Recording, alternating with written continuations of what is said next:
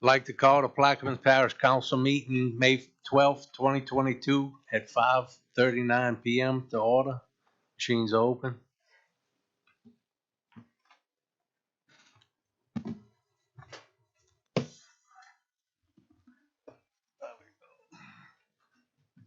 The record show 8 members are present. Mr. Blink's absent.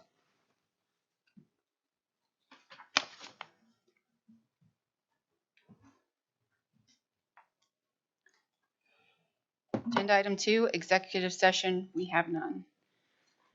Item 3, proclamations, we have none. 4, status report by the parish president.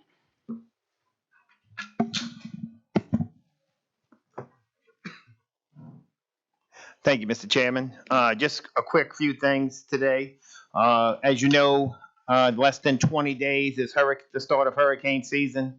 And as we get closer to that day, we have done a lot of hurricane exercises. We've had a bunch of meetings. Tomorrow we'll have some meetings with the state level. But so far we've exercised the tunnel gate, the gate at Captain Larry's, and the Hero Gate. So we've done those exercises to get ready for hurricane season, as we will prepare. And as we see some of the predictions that it will be a active or more than normal hurricane season. So we will be ready. In June, the 7th through the 9th, John Helms and I will travel to Washington, D.C. For the Go Mesa meetings that we're trying to increase some of that increase revenue of the Go Mesa. So it's some meetings will be up there, and we'll try to schedule as many meetings as we can as we go. The only other thing I have is the library is now offering the ebook and e-audio. So throughout our libraries, we were offering that now, and that just started about a week or two ago. Recreation is in full swing with our youth, and as we move closer to the summer, like I said, we know what's coming. So we just want you to know we'll be ready. And that's all I have, Mr. Chairman, if you have any questions. Thank you. Mr. Roussel? Thank you for your report. Let me ask that on your journey to Washington, that you put the Point Celeste pump station on your list to be included in the Word of Bill. The Word of Bill came out of committee in the last couple of days, and it was not included.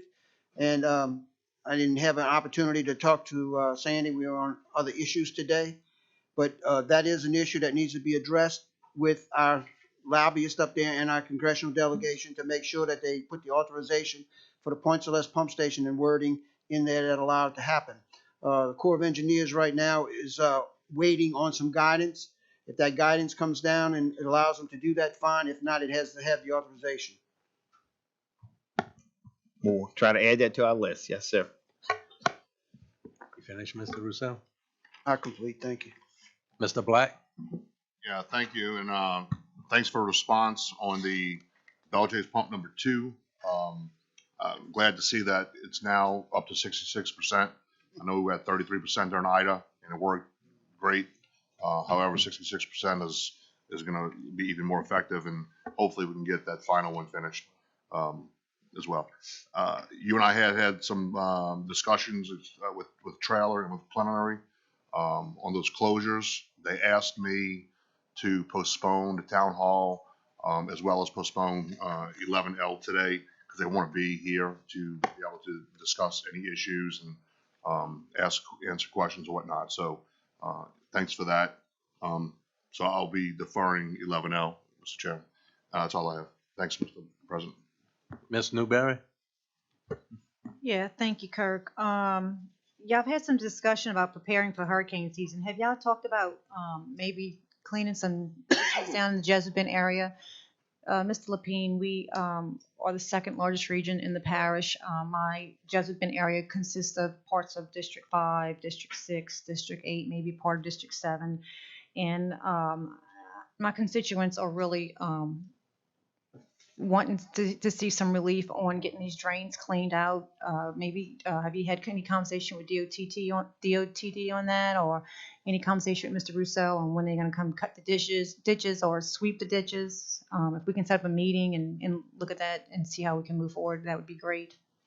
Yes, ma'am, Ms. Russo. Ms. Newberry, I apologize. I'll get with Director Russo and see where we're at and where we're at in line with some of those ditches. I hate to keep harping on that, but it's personnel and it's personnel, it's equipment. I know, but we're trying to get as many as we can. I can tell you that. Okay, thank you. Mr. Bartholomew? Yes, Mr. President, I'm just concerned about the East Bank pump stations. And I just know what is your strategy concerning those pump stations, since we're not at 75%, we're below that. We're at 50 at the lower end. And the one in Bel Air is the problem where we have that gap between the pump station and the levee in that area. So I just want to find out if you have made any considerations or moved to make some adjustment there. Yes, sir, Mr. Russo. I'll be Mr. Russo today. Come on. I think that's in Mr. Russo's I'll be Mr. wheelhouse. Russo Mr. today. Russo is not here today.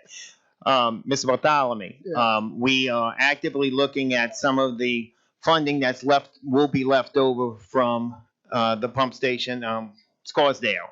Once that's available, we want to transfer some of that money. And I've directed my guys that what's left over to take care of Bel Air, Bellevue, and of course we have talked about the Point LaHash pumping station, but we would maybe like to use some of that courthouse money to move over there to fix that. So all those pumping stations that we can rehabilitate, we will use some of that money. And so, look, we had issue with Bel Air. We did fix one pump, so it's back up and running at 50% capacity. It's 2 pumps, but we do have some temporary pumps on site. We will continue to again try to expedite those rehabilitations of those pump stations. I can tell you that. Okay, appreciate that because, we in hurricane, Yeah, how that is. yes, sir. Appreciate that. Thank you. Mr. France? Yes, Mr. President, maybe a couple of meetings ago, there was a resolution on the table to hire a superintendent or supervisor for flood control or whatever. And the council said no. So I was wondering whether or not would you consider in using that money and hiring a heavy equipment operator to dig some more ditches to help us out with the ditches. Absolutely. Look, Mr. LaFrance, we will try to juggle any way we can. We actually have I think 1 or 2 equipment operators on the board, and it's been a tough time filling those. And I'm not opposed to using that money for another operator. What we wanted to do is take that money. We had a funded position as a foreman and make that $10,000 increase and make a superintendent. But it was not something you guys wanted to do. Okay, so we'll go back to the drawing board and maybe use that funding. I will speak with, again, Director Russo, and maybe that's an idea, and we can get another able body as a heavy equipment operator. Look, I'll grab whatever we can. It's been, I don't mean it's harsh, but it's been slim pickings, and it's been tough. We don't pay a lot, but when we do, we have gotten some really good quality new employees that came in and are working hard for us. So it's a process we need to go through. It's not just us; it's all the way across the board. Everybody's having trouble filling needs. Okay, thank you. Thank you, Mr. President. Got my lawnmower the other day. I appreciate it. Don't break it. It came broke, but I fixed it. Last chance. I fixed it. And But in all seriousness, Mr. Kognovich, thank you for what you do. I really appreciate it. You really go above and beyond, and we give you a lawnmower, and you don't stop cutting grass. So, if you just run out of daylight, but thank you. and then I like to get some ditches swept too down the road. Yes, sir. Thank you. I'd like to put for the record, Councilman Black left. Can we go to item 9O? Agenda item 9O, an ordinance to amend the 2022 manpower and operating expenditure budget and otherwise to provide with respect thereto. Councilmember Bartholomew, and this has a substitute as well. Would you read the substitute, please? I offer with the substitute.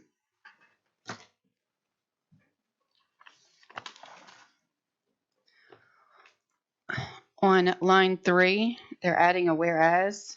Whereas after review of the manpower needs of the Davant Swimming Pool Department, it has been recommended to fund 8 part-time lifeguard positions and under section 1, line 10, they're striking out the first paragraph and they're adding the 2022 manpower structure is amended by funding 8 part-time lifeguard positions in the swimming pool's Davant department. Excuse me. You mind if we amend that to 10? Not saying we're gonna hire 10, but I'm going to get 10 people trained in case we don't have enough for beginning of the day instead of 8.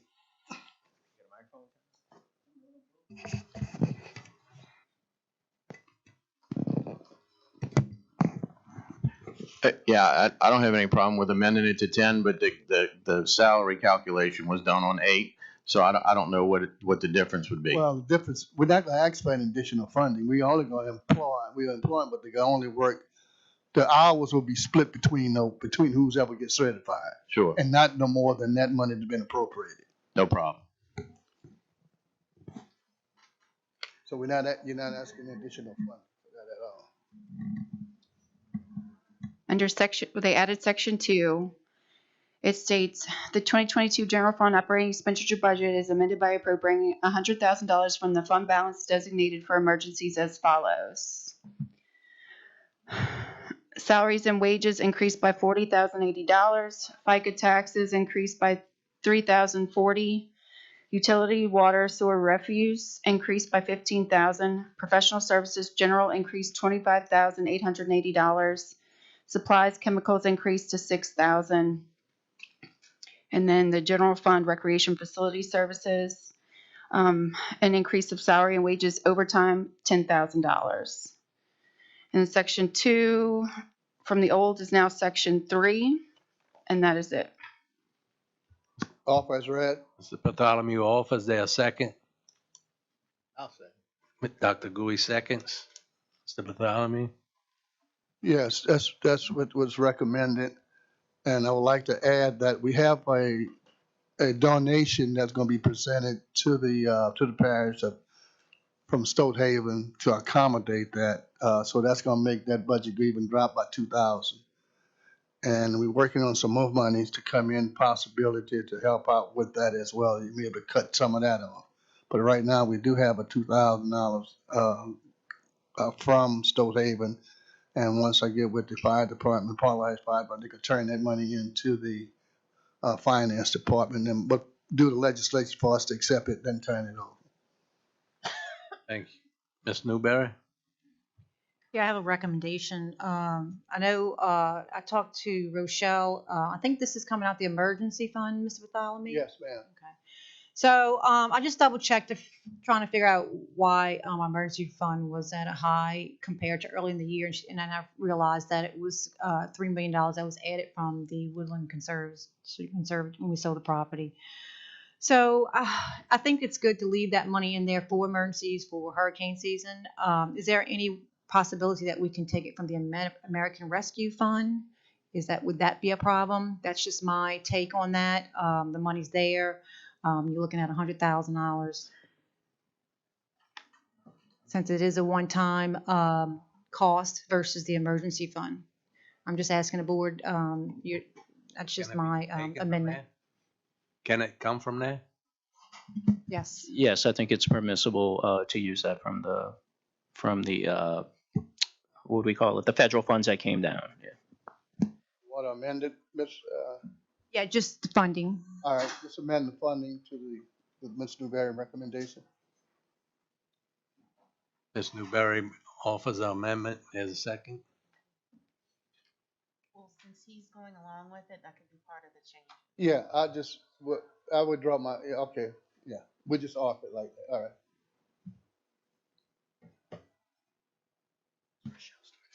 Any other questions? Council, administration, audience? So, Mr. Bartholomew, that mean the money for Stokehaven, we can use that into some other area because this is already. No, it's allocated for the chemicals, that's what they donated. Okay.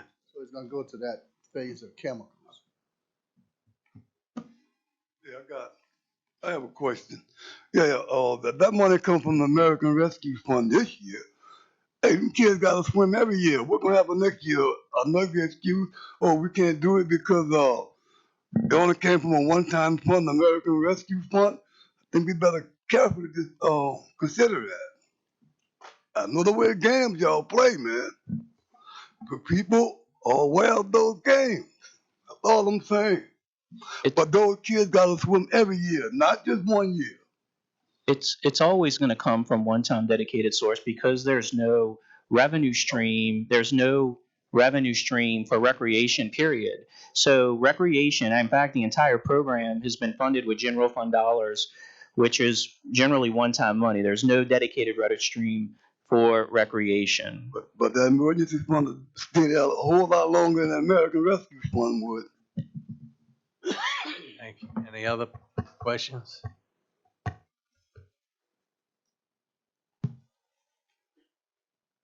Good evening. State My your name is name. Elliot Self. I'm from West Point, Lahash. Right. I'm one of those that got totally the brunt of all the storms that we've been having there. From 2012, Isaac hit us, and there was nothing. Is this about the swimming pool? No, I'm talking about Isaac, and we'll get to 22. This is about the swimming pool and, Oh, the swimming pool. yes, sir. I don't need a swimming pool. I have one at the house already. It's in my Right. yard. This is the agenda Anyone item else we want a on. swimming pool? No? You were in a swimming pool for Ida, right? Yeah, I was good. No, sir. But that's what we discussing right now, the swimming pool in Phoenix. Call you back up. We'll get back to that section in a few minutes. So should I We'll call you back. Just wait and call me back? thank you. Any other questions? Machines are open.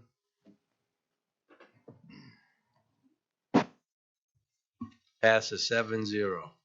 Thank you very much. Back to the agenda, please. Agenda item 4A, update by charter directors, 1, old business, 2, new business. Any?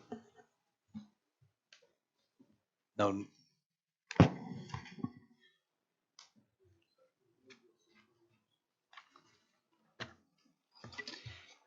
Agenda item 5, bids and advertisements. 5A, a resolution authorizing the purchasing agent to advertise for and dispose of surplus vehicles and equipment on an as-is basis through public auction conducted by Henderson Auctions and otherwise to provide with respect thereto. Councilmember Konovich. I'll offer ask for a second.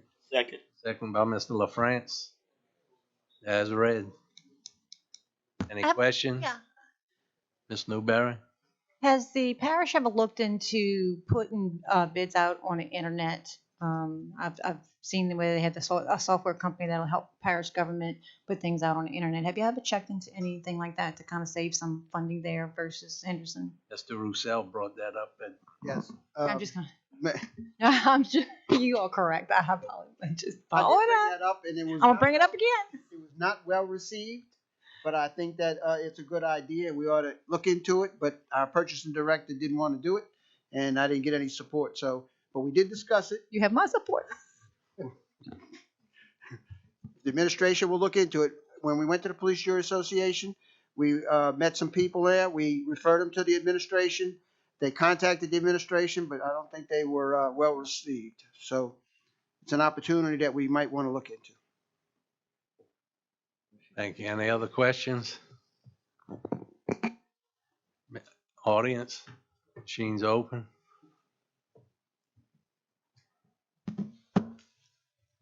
And it passes 7-0. Agenda item 6, beer and liquor licenses. You have any key in? Mr. Alborough? Yes, Class B liquor license for Belchase Express at 7812 Highway 23, Belchase. Anyone else have any? You offer? Mr. Alborough offers. I'll second. Any questions? Machines open.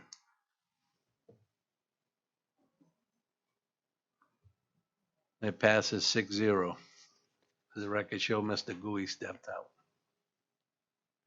Next item. Agenda item 7, building permits. 7A, construction permits. 1, Gulf Island Contractors, Inc., application number 2022-469, dated April 29th, 2022, plug and abandon 3 wells and removal of all other structures. Bay Baptiste Lake and Lake Washington Field. Councilmember Blank. You take 2 with it? 7A2, Gulf Inland Contractors, Inc., application number 2022-470, dated April 29th, 2022, plug and abandon 5 wells and removal of all other structures, Lake Hermitage Field. Councilmember LaFrance. So offered. Mr. LaFrance offers there a second. Second by Ms. Newberry. Any questions? Machine's open. They pass 5 with 1 abstention. Item 7B, Yellow Cotton Lodging LLC, Allen Moreau, Trailer Park Renewal, Nels Lane, Boothville, Louisiana. Councilmember Konovich. All 4 of them global. C, Port Sulphur Donut Shop Restaurant, Donut Shop and Takeout Orders, 26145 Highway 23, Port Sulphur, Louisiana. Councilmember LaFrance. D, Carlo Dita LLC, Business Occupancy and Industrial Questionnaire Review, 799 Walker Road, Bellchase, Louisiana. Councilmember Roussel. 7E, Lattice and Bonnie Henneup, Temporary RV Trailer, 151 Deer Road, Lake Hermitage, Louisiana. Councilmember LaFrance. Is there offer? Mr. LaFrance offers there a second. Second by Mr. Roussel. Any questions? Machine's open.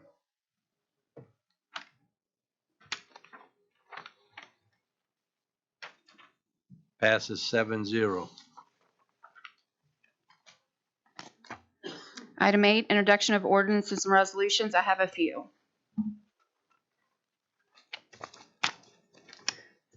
The first are for you, Councilmember Konovich. An ordinance to rescind, annul, and set aside ordinance number 22-52, which rescinded, annulled, and set aside ordinance 20-24 adopted on February 27, 2020, and otherwise to provide with respect thereto. An ordinance to amend 2022 Public Health Fund operating expenditure budget, ambulance, general department, and otherwise to provide with respect thereto. An ordinance to amend the 2022 general fund revenue budget and operating expenditure budget, coastal zone management department, and otherwise to provide with respect thereto. An ordinance to divide and consolidate precincts assigned to the redistricting plan and establish polling places and otherwise to provide with respect thereto. A resolution authorizing and directing the parish president or his designee to do all things necessary and proper to negotiate, execute, perfect, and enforce any and all documents required to apply for our local government assistance program grant from the Office of Community Services in the amount of $150,000 to purchase vehicles for the following departments: 1 3/4-ton diesel pickup truck for flood control, 1 half-ton pickup for recreation, and 1 mid-size pickup for flood control, and otherwise to provide with respect thereto. A resolution authorizing a cooperative endeavor agreement between the parish of Jefferson and the parish of Plaquemines regarding the enrollment of Plaquemines parish firefighters in classes held at the Jefferson Parish Fire Training Center, and otherwise to provide with respect thereto. The next few are for Councilmember Bartholomew. An ordinance authorizing the acceptance of a donation for the Davant swimming pool and to amend the 2022 general fund operating revenue and expenditure budgets and otherwise to provide with respect thereto. A resolution authorizing and directing the parish president or his designee to do all things necessary and proper to negotiate, execute, perfect, and enforce any and all documents required to apply for the community water enrichment grant of $150,000 to penetrate the St. Bernard flood wall with pipe in order to have the ability to connect to St. Bernard water as a safeguard against losing water service on the east bank of the parish, and otherwise to provide with respect thereto. The next is for Councilmember Black. An ordinance to amend the 5-year capital improvements plan for the renovations animal shelter project in the 2022 general fund revenue budget, and otherwise to provide with respect thereto. And the last is for Councilmember Gooey, an ordinance requiring a traffic and safety evaluation for any necessary building permits for any new commercial or industrial development within 300 feet of or in a school zone, requiring council approval before the issuance of any permits for the same by the permit department, and otherwise to provide with respect thereto. And that is it.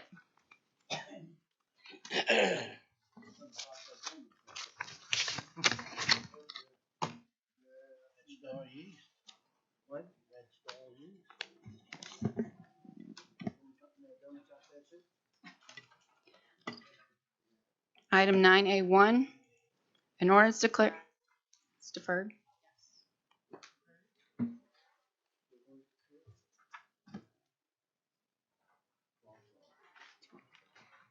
That's to reintroduce it, huh? Agenda 9A2, an ordinance enacting Chapter 24 of the Parish Code of Ordinance entitled Administrative Procedures and Injunctions of Public Health, Housing, Fire Code, Environmental and Historic District Violations, and otherwise to provide with respect thereto. Councilmember Arbro, and this is offered with changes. Yes, I offer with discussion, for discussion only. Mr. Alborough offers for discussion. I'll second. Mr. Alborough? Yes, I'd like to thank everybody that helped with this.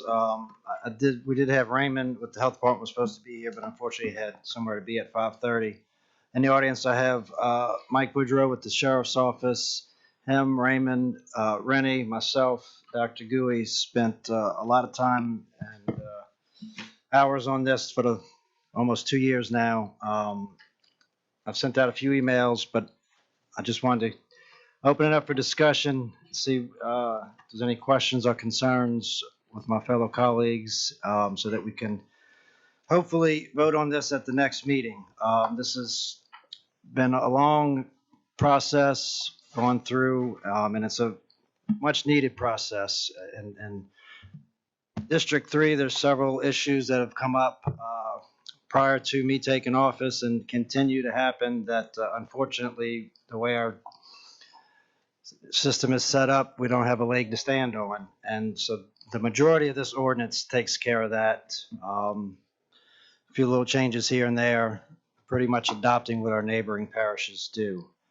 One of the great benefits of this, it's been questioned about the need and what the ability of some of our lower income residents, but with this process, if we adopt and have the necessary steps in place, there is grant funding out there.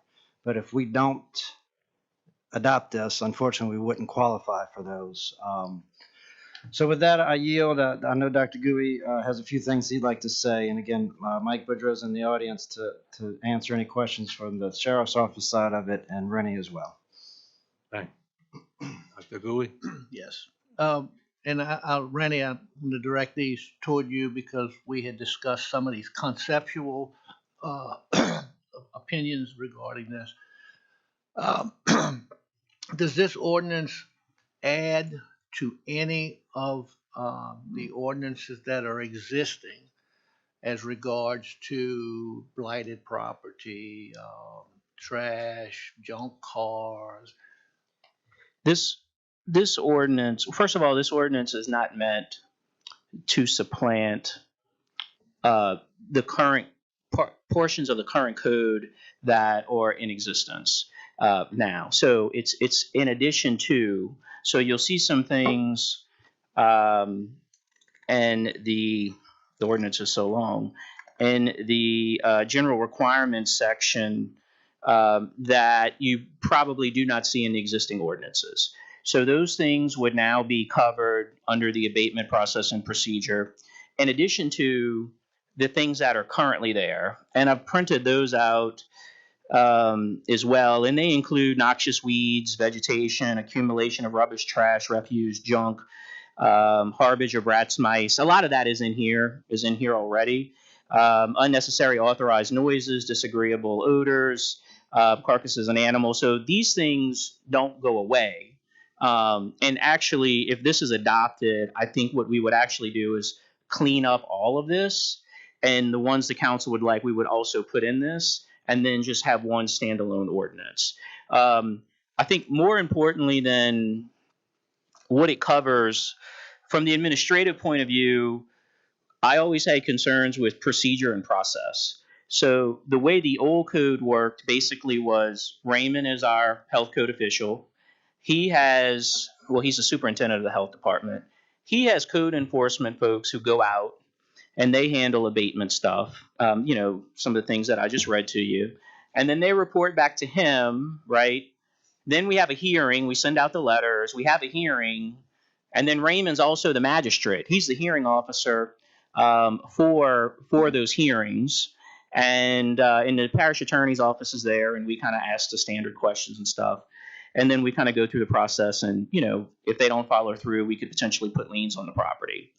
I have some due process issues with that. I think the statutes kind of allow for that. But since all these old ordinances were adopted, the legislature adopted in 13:2575, basically this ordinance, right? And it created processes and procedures that I'm more comfortable with in terms of us moving forward in this. So what this ordinance will now allow is not just Raymond, right? Because some violations come under the permit office, some violations come under what Amitra does, Ms. Rose does, and some of the other departments. And it basically will allow each of those individuals within their purview to be, quote unquote, code enforcers, right? And so they would send out the letters that are appropriate. They would provide notice, send out letters. Usually we work with people. We say, within 30 days, we'd like you to remedy the problem, or certainly get in touch with us and come up with a plan. And then obviously if we get no response, or the person refuses to comply, then we send out the letters, we set up a hearing. And so the way this would work is they would do that. Hopefully we can get the persons to comply. If they don't comply, then we would set it for a hearing. Instead of Raymond being the hearing officer, the code allows for the appointment of an attorney who has to have at least 2 years experience. They don't have to live in the parish. And that person would be what we would call sort of a neutral administrator, magistrate individual. They would review the evidence presented by the code enforcer. And then they would make decisions about whether or not they're in violation of the code or not. They would presumably give them time to remedy the problem. And if not, then the parish could assess fines, fees, and or remedy the problem itself.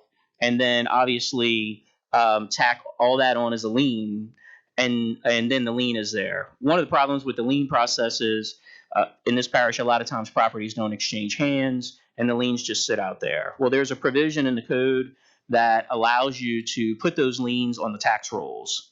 And so then if they're not paid by the time the tax bills come out, they'll be on the tax bill. And if you don't pay it, then you would be in default of your tax bill, and then therefore they could move forward with a tax sale. So that kind of puts a little more teeth into this ordinance. So, and because this has been approved by statute, I'm comfortable with, if this is appealed to a judge, I think we're in good shape. In other words, this is basically taken verbatim. I don't want to say verbatim, but more or less copies what the state statutes allow.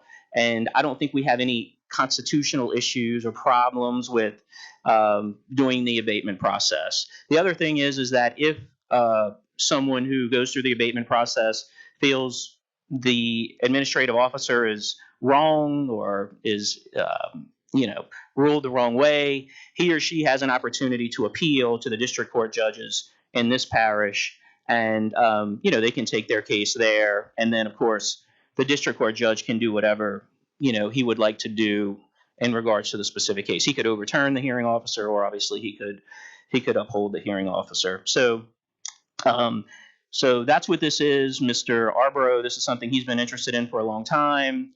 And as you all have said or made aware, I've been working with him, Mr. Gooey, Dr. Gooey, been in some meetings with Ms. Newberry, et cetera, to try to get this where, you guys are comfortable moving forward on something like this.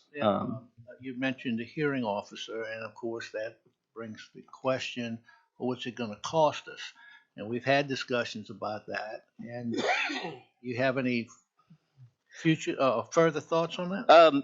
I think these will be net. I think the parish will actually net even on this, because the hearing officer, and this comes from the state statutes, the hearing officer is allowed to assess costs and expenses as part of the recovery.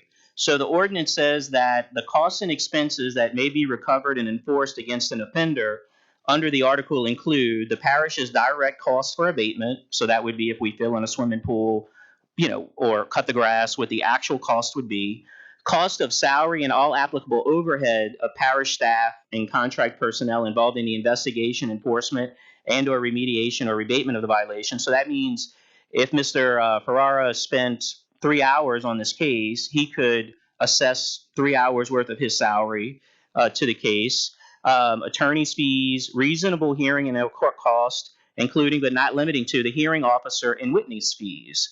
So depending on how much time it takes, what happens, those fees can be recovered as part of this, as part of what fees and or costs are assessed to the individual. So I believe that it would have, overall a zero effect on the budget. And that would kind of take out the ability that one of us could call and say, lighten up on this thing. It does create a barrier, which I'm comfortable with which I prefer to. I mean, this is a small community. So, I would even recommend, this is just my recommendation, but obviously you guys and the parish president can decide differently, is that you actually find someone not from here. Because somebody's always someone's neighbor, somebody's cousin, somebody lives down the street, somebody's friend. And what this does is kind of take some of the politics out of code enforcement. At least I think it does. And I think I've got one more, maybe two. My concern too, and I've expressed this to you, is that there are certain ordinances that we have that would come into play that may not be applicable in some of our rural areas. Some of the grass cutting stuff. Now, in my neighborhood, go get them. I mean, I've got a list of violations for blighted houses and grass and junk cars, and we do the best we can, and they'll clean up and just come back and do the same thing. And this is since I was on the commission council in the early 1980s. I see the same pieces of property, and it's very frustrating. But there are areas of the parish, particularly the East Bank and down south, where it's more rural. And when I grew up in Empire, well, my next door was all weeds. Right. What are you going to do? So I want to make sure that we as a council, if we look at this and decide it's a good thing, that we can designate either geographically or by zoning where specifically what would apply where. So this, in general, the nuisance ordinances that are currently on the books apply parish-wide. I think the only exception that I'm really aware of is the junk vehicle ordinance, where maybe down the road that's permissible on a large piece of property, or maybe it's out of view, etc.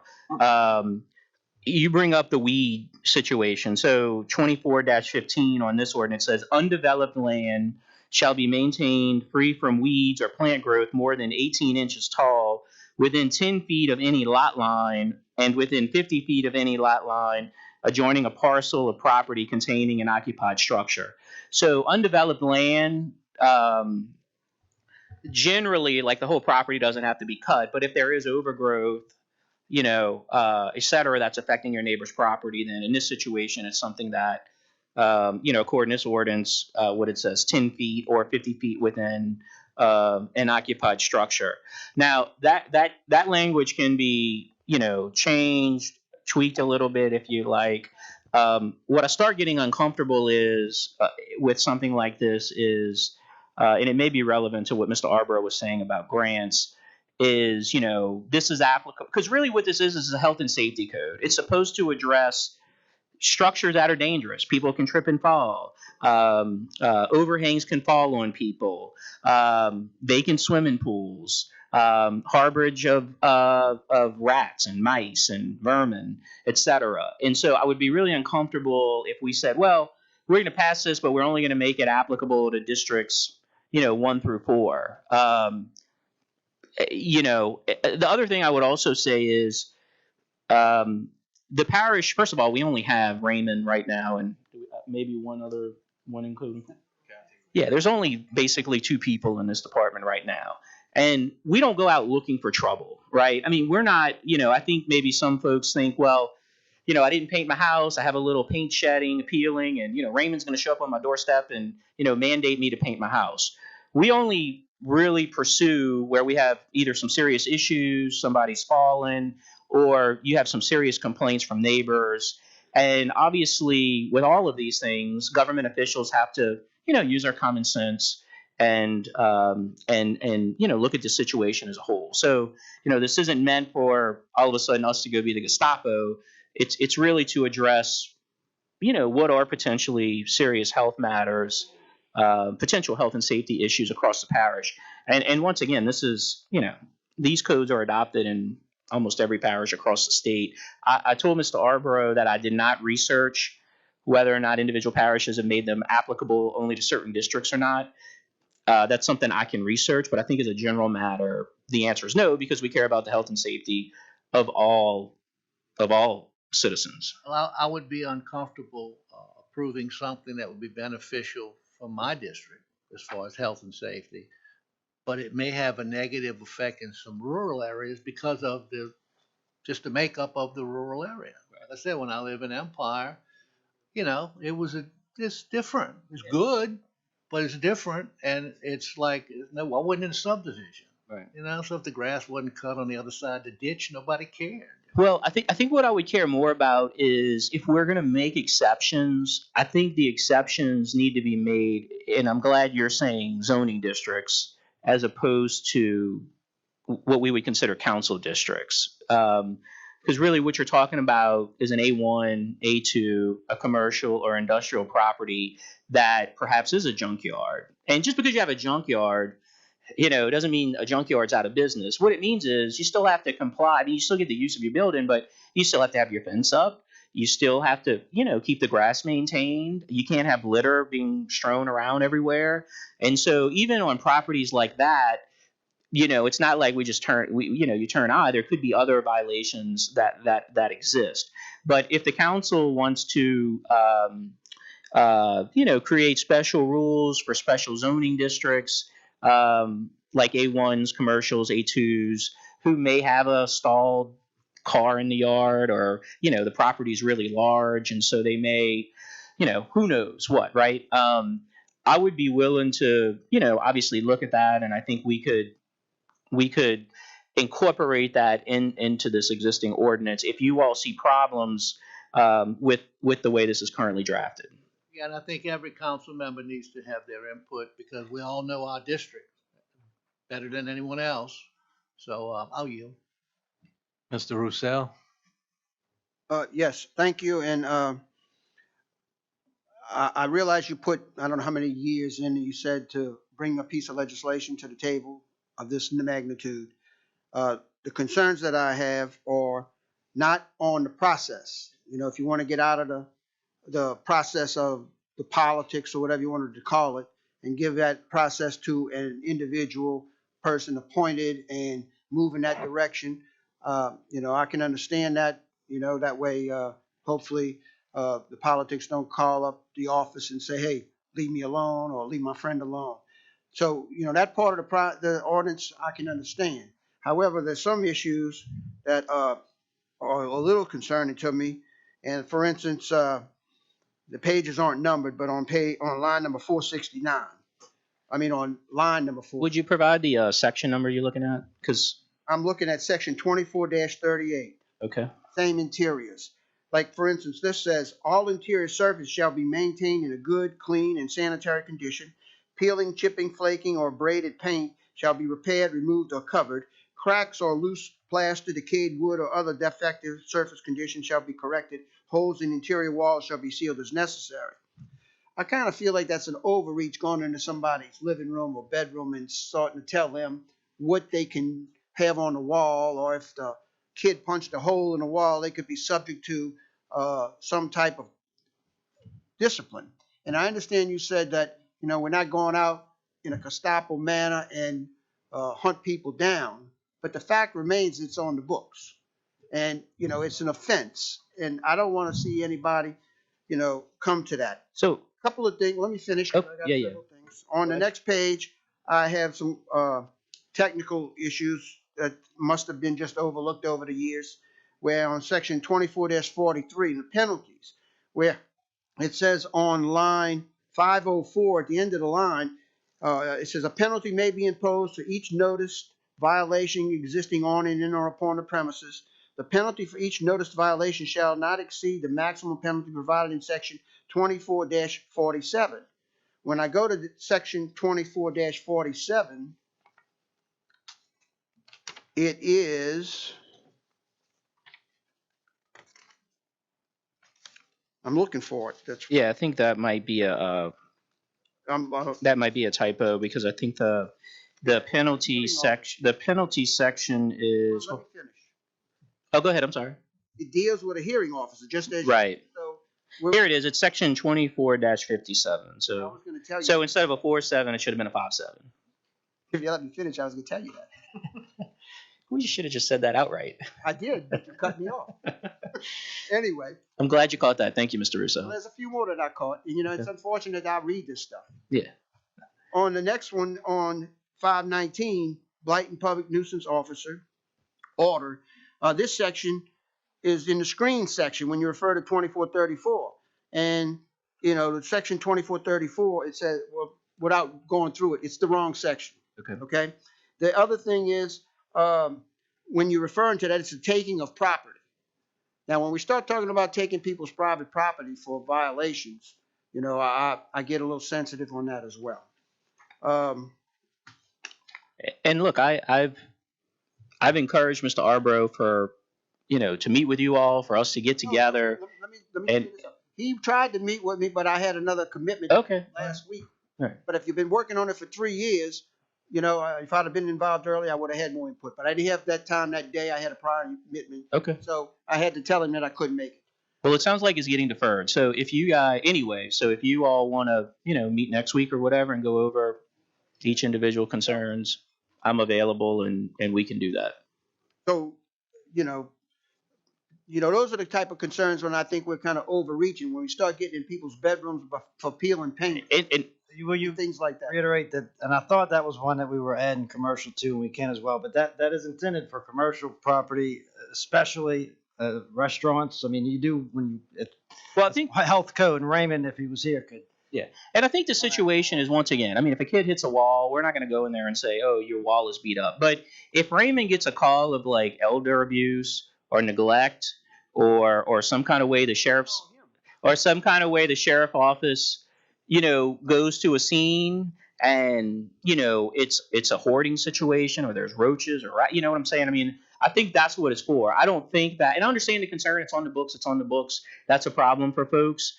But I think it's meant to address, those kind of egregious concerns. And I don't know that ever in the history of the parish we've done something like that. But anyway, once again, this is kind of what some other parishes have done. It may not work for us. And to the extent we want to amend some of this, I'm amenable. I mean, this isn't like something I'm advocating for that we have to have. I'm trying to, work with everyone to get you all to a point where y'all are satisfied and comfortable with whatever we adopt. I would like to work on the process with you. Okay. Make sure that we get a good process that's legal and will hold up in the court. Some of these other things that I mentioned, it's kind of harder for me to swallow. Okay. Ms. Newberry? Yeah, so some of the things that Mr. Russo brought up, I think we had discussion that you didn't put that in the changes. I don't think changing the interior to commercial versus residential. Rennie, is that correct? Yeah, the one that we were concerned about, commercial and business, that we discussed in our meeting was exterior structure. That's the section where we specifically discussed, because, once again, y'all were concerned about, we passed by a house and they got chipped paint. And we're like, oh, we're going to go make you paint your whole house. So we left that section in the amended version that I submitted to Ms. Toops.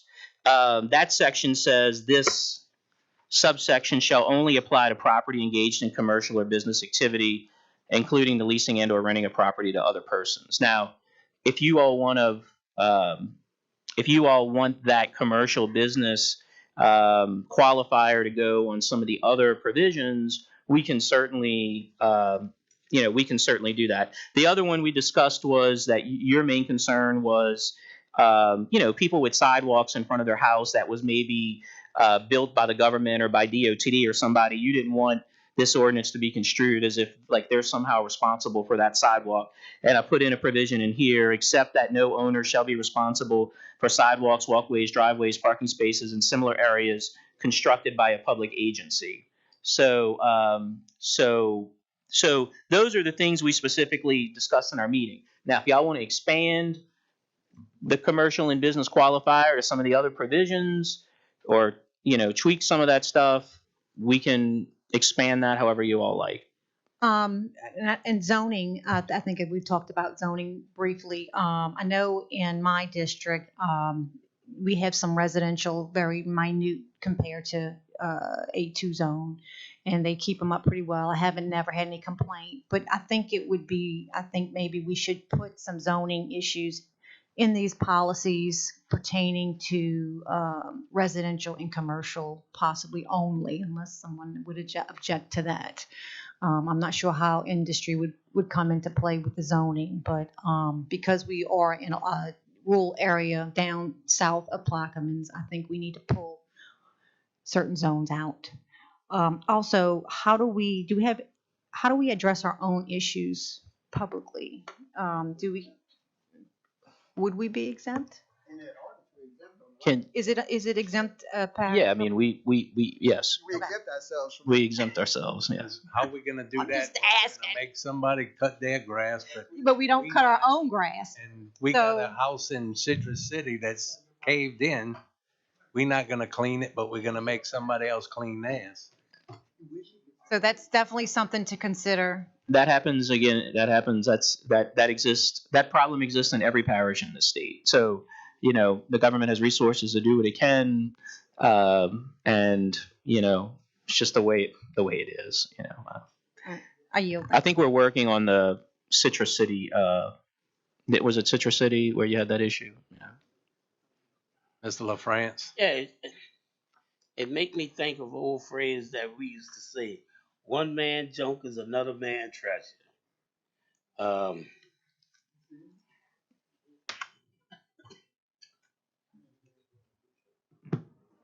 So does that include the parish equipment that we have broken down somewhere on somebody's property? I tell you.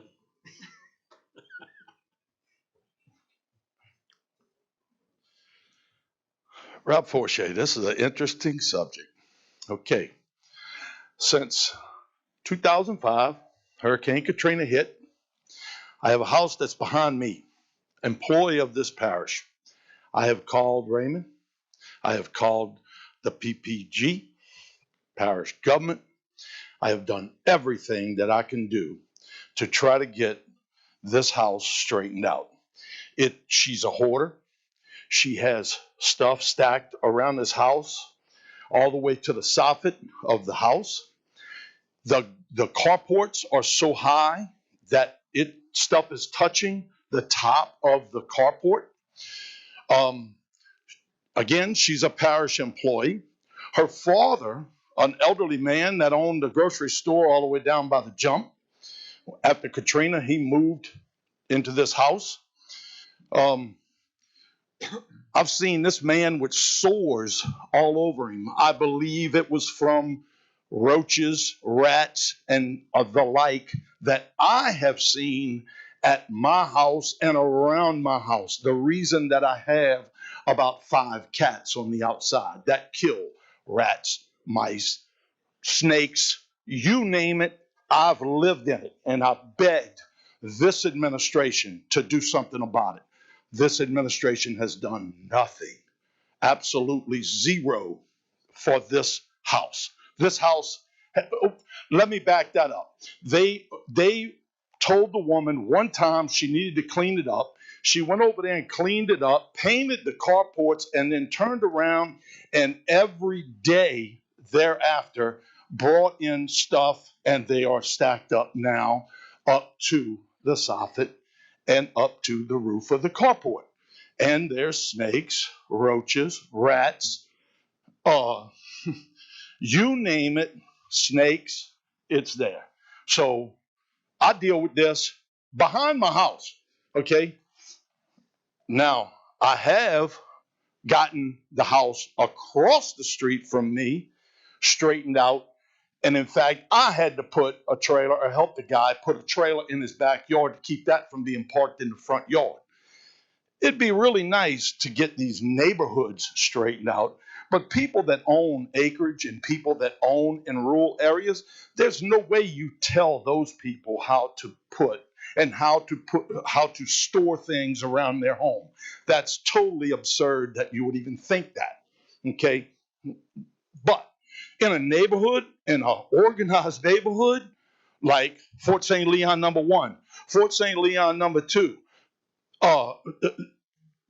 Noble Manor, Pleasant Ridge, you name the organized neighborhood, the parks, okay? Let somebody put a junk car in front of their house in the parks and leave it there. Fort Jackson neighborhood, let somebody do that in that neighborhood. Now, these things need to be straightened out in those neighborhoods, but that does not include someone who owns acreage or owns a place in the country. So we need to use, I mean, obviously there's been no forethought in this. And obviously there's been some forethought, but obviously it hadn't been grasped because y'all are sitting here and y'all were in meetings with this, and yet the changes that y'all suggested didn't even get in there. So I don't know. Y'all need to bring this back to the table and get some serious thought about what needs to be done. Thank you, Mr. Fortier. Thank you.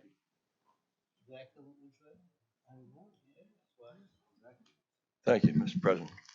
Corey, I know you've been working on this for quite a while, but I have to tell you, I was sitting there until about halfway through this. I had no idea what you're presenting today, what the ordinance is. I mean, I assume it's a new health code, and new building standards, and code enforcement. I assume that's what it is. Yes, sir. It is to take care of exactly what Mr. Forshey said. There's several homes in District 3 that since I've taken office have only gotten worse. And unfortunately, the way our processes are currently in place, there's nothing we can do. Well, I'm trying to fix that. Thank you. So when there's houses Let me like kind of- that, we can go through the process and get it taken care of. Let me kind of back into things. When you start talking about dealing with people's quality of life, their homes, and particularly their property, as Mr. Roussel said, and start talking about putting liens on people's property, we all got really problems. There's a lot of enough state laws that what you can and can't do with this thing. I think you probably need to identify to the public a campaign. What problems are you having? And why do you need a new ordinance? And what are you proposing to do? And I think you need to put it and publicize it in the paper and let people understand what you're trying to accomplish with this thing so that you all as council people can let your constituents voice to you what problems they're having with what you're proposing to change the laws. Now, I sympathize. I've been to his house. I know what's across the street. And I've been to a lot of them. I will tell you that I've worked with Jefferson Parish. I've worked with Orleans Parish on their code enforcement thing. I'm still chairman of New Orleans Landlords Association. I have 7,500 landlords in that group. We have 18,000 residents that we have kind of jurisdiction over.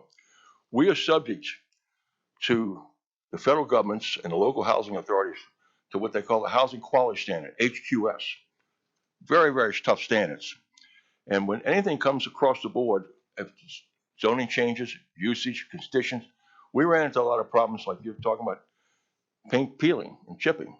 Well, if it was built before 1978, it's predominantly lead paint. It's hazard to people and their children in those houses. But if it's built afterwards, you don't need it.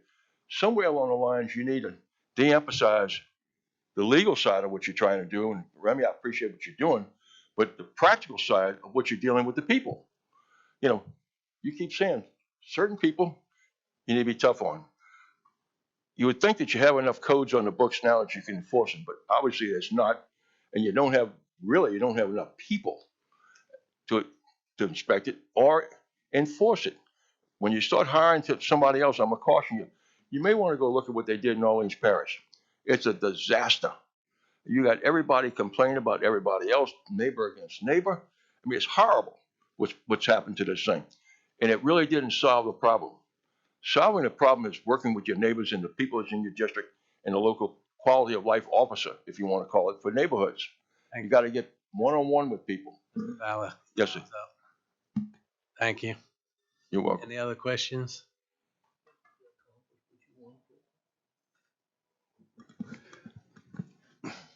Hey, it's something, Corey, I gotta say, man, it shouldn't have been behind doors, behind closed doors. It should have been open, man. You got a problem with people, bro. We gotta start solving people's problem. We wanna look at a beautification problem, yeah, that's fine. But we got a people problem. We got people, man, who really not making any money. I'm gonna tell you right now, and you could look at it as a threat. You can look at any kind of way you want. A lot of people in this parish don't have a lot of money, man. What they have is what they have. Some people are blessed with a lot. Fine. I have no problem with that. But see, the people who really living from paycheck to paycheck don't have anything. I'm gonna tell you right now. You can put a fine on me, you can put a lien on me. But at the end of the day, I ain't going out on nobody taking that property, my brother. No one. If I go down, somebody else going down with me. Hey, you can laugh, but I'm real about that, bro.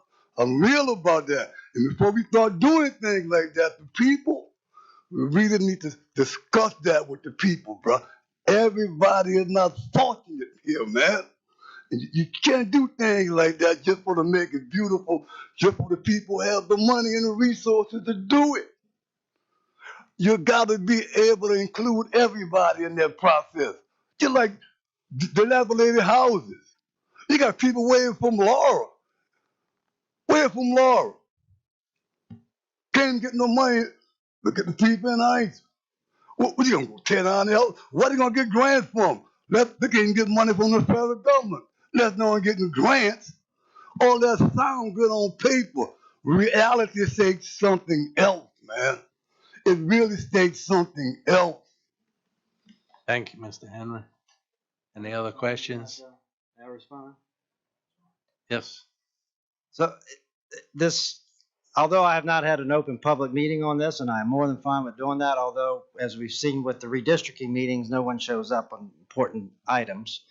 But this has been in discussion with my fellow colleagues, as I mentioned, for almost 2 years now, offered to come to the table to meetings, emailed out several times, please call me, Rennie, with any suggestions, questions, and it just hasn't happened. Besides Newberry, and like Councilmember Roussel said, unfortunately he couldn't make it to that last meeting. We had to finalize a few changes, but everyone has had the opportunity, and I have been talking about this to a lot of my constituents this is what I ran on, and this is what I continue to talk about since 3.5 years ago.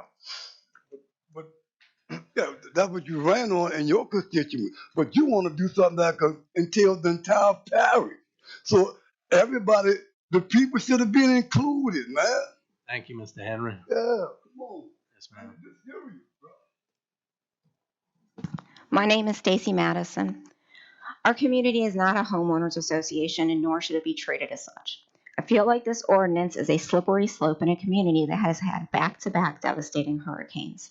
There is no allotment for home repairs. Items like chipped and cracked concrete are ridiculous as well. If someone's home is not inhibiting their neighbor's health and safety, then I honestly don't care that my elderly neighbor may have ripped screens or peeling paint, especially if that paint is on an interior door. As someone who grew up in a family that restored cars, the ordinance opens up people with that kind of hobby to issues, as well as families that might not be able to afford a costly automotive repair. People who want to live on a beautifully manicured street should live in a community with an HOA. The HOA laws that are truly petty should not apply to a community at large. The parish will only get embroiled in issues between neighbors with grudges, since this will be based on complaints due to the limited number of code enforcement officers employed by the parish. enforce the codes already on the books, and make sure that parish buildings themselves are in order prior to attempting to pass this kind of law. Again, if no one's health or safety is being endangered, it is not the parish's responsibility to enforce us into an HOA covenant without consent. On top of that, when you brought up the grants, I think that's fabulous. Elderly people, especially in certain districts that'll switch around, definitely need help. They're in the late 80s, maybe have accessibility issues, affordability issues.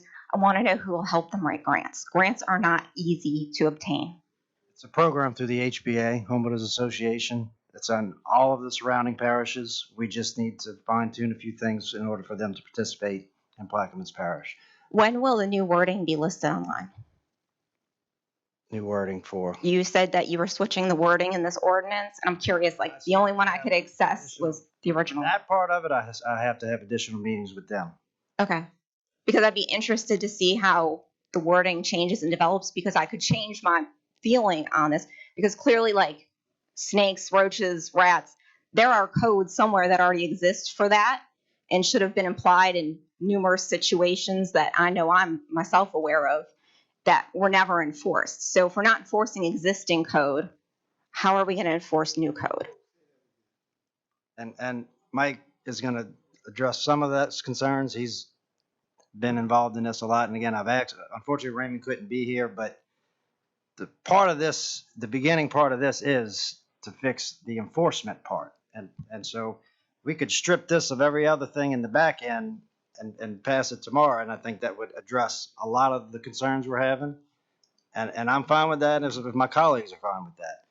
But there's probably some things that we're going to still have to change in order to qualify for the grant program through HBA. Do you know about a time frame or when we will be notified of the rewording? Because I'd still like to see that, because like I said, my feelings could completely change based on new wording. I don't have a timeline on that, but as soon as I have it reworded, I will make sure it gets into your hands. Thank you. Thank you. Dr. Gui?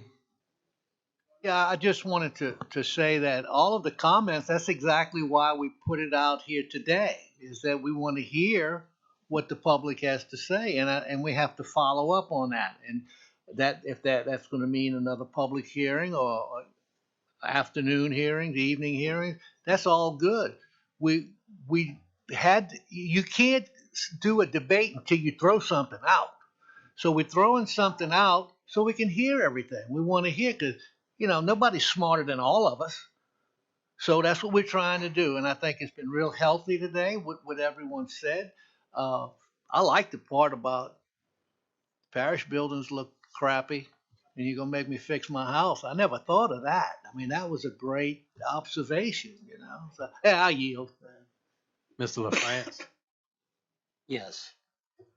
We have to be very careful with this, because as everyone know, my area, my district, from Alliance to Diamond Hump has been totally devastated.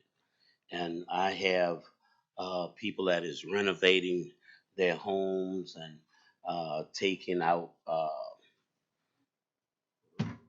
materials from their house and stuff. And I have some people still trying to clean up their yard. Some still have some of that straw and dirt and mud it's in their yard that really need help to get this out. And you just have to be very careful with this. And are we going to exclude this devastation area? Good point. Good point. I yield. Thank you. Good afternoon. I'm Lieutenant Mike Boudreau with the Plaquemines Parish Sheriff's Office. I head up the Occupational License Division within the tax office for the parish. Sheriff Turlich thankfully appointed me to this position almost 2 years ago. I've done a lot of work, as most of the council members know, to promote business in our parish. I know my predecessors have kind of come along and just did enforcement, whereas I do enforcement, but I try to gain a good relationship with all of the business owners in our parish to promote business in our parish. And I just wanted to primarily come here today to speak on the code enforcement issue of another tool that other parishes use. The process of an application for an occupational license comes to us as the sheriff's office. The sheriff's office is the face of that application. So in effect, the sheriff's office is the face of new business within Plaquemines Parish. So I've done my best to uphold that and bring that to a much higher standard. But part of that process involves the sheriff's office working with the parish government. And I've done everything I can in my power to make sure that we're working together as a well-oiled machine to expedite the process of new business applications. So one of the first things I did when I came into my position is I reached out to all of our neighboring agencies, to the sheriff's office and so forth, to see how they do their processes for occupational licenses there. And I gained a lot of knowledge from that. And the commonality that I found with our neighboring jurisdictions is a code enforcement division. During the occupational license process for the application, it goes to zoning in most parishes, and then from there, the code enforcement division assists the zoning department with being their eyes and ears out on the street. So the example I like to use is that if, say, a new business wants to come in, they're going to have a body shop, and the zoning and ordinances require that they have a paint booth and so forth and all, and there's a list of A through Z. Code enforcement in other jurisdictions go out and make sure that that list of requirements from A to Z is complied with.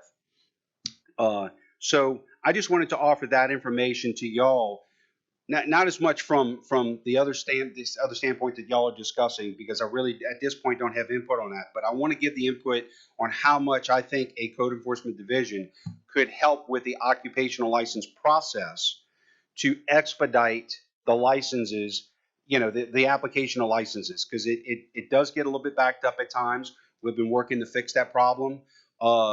And I do find that at times it can deter new business in the parish.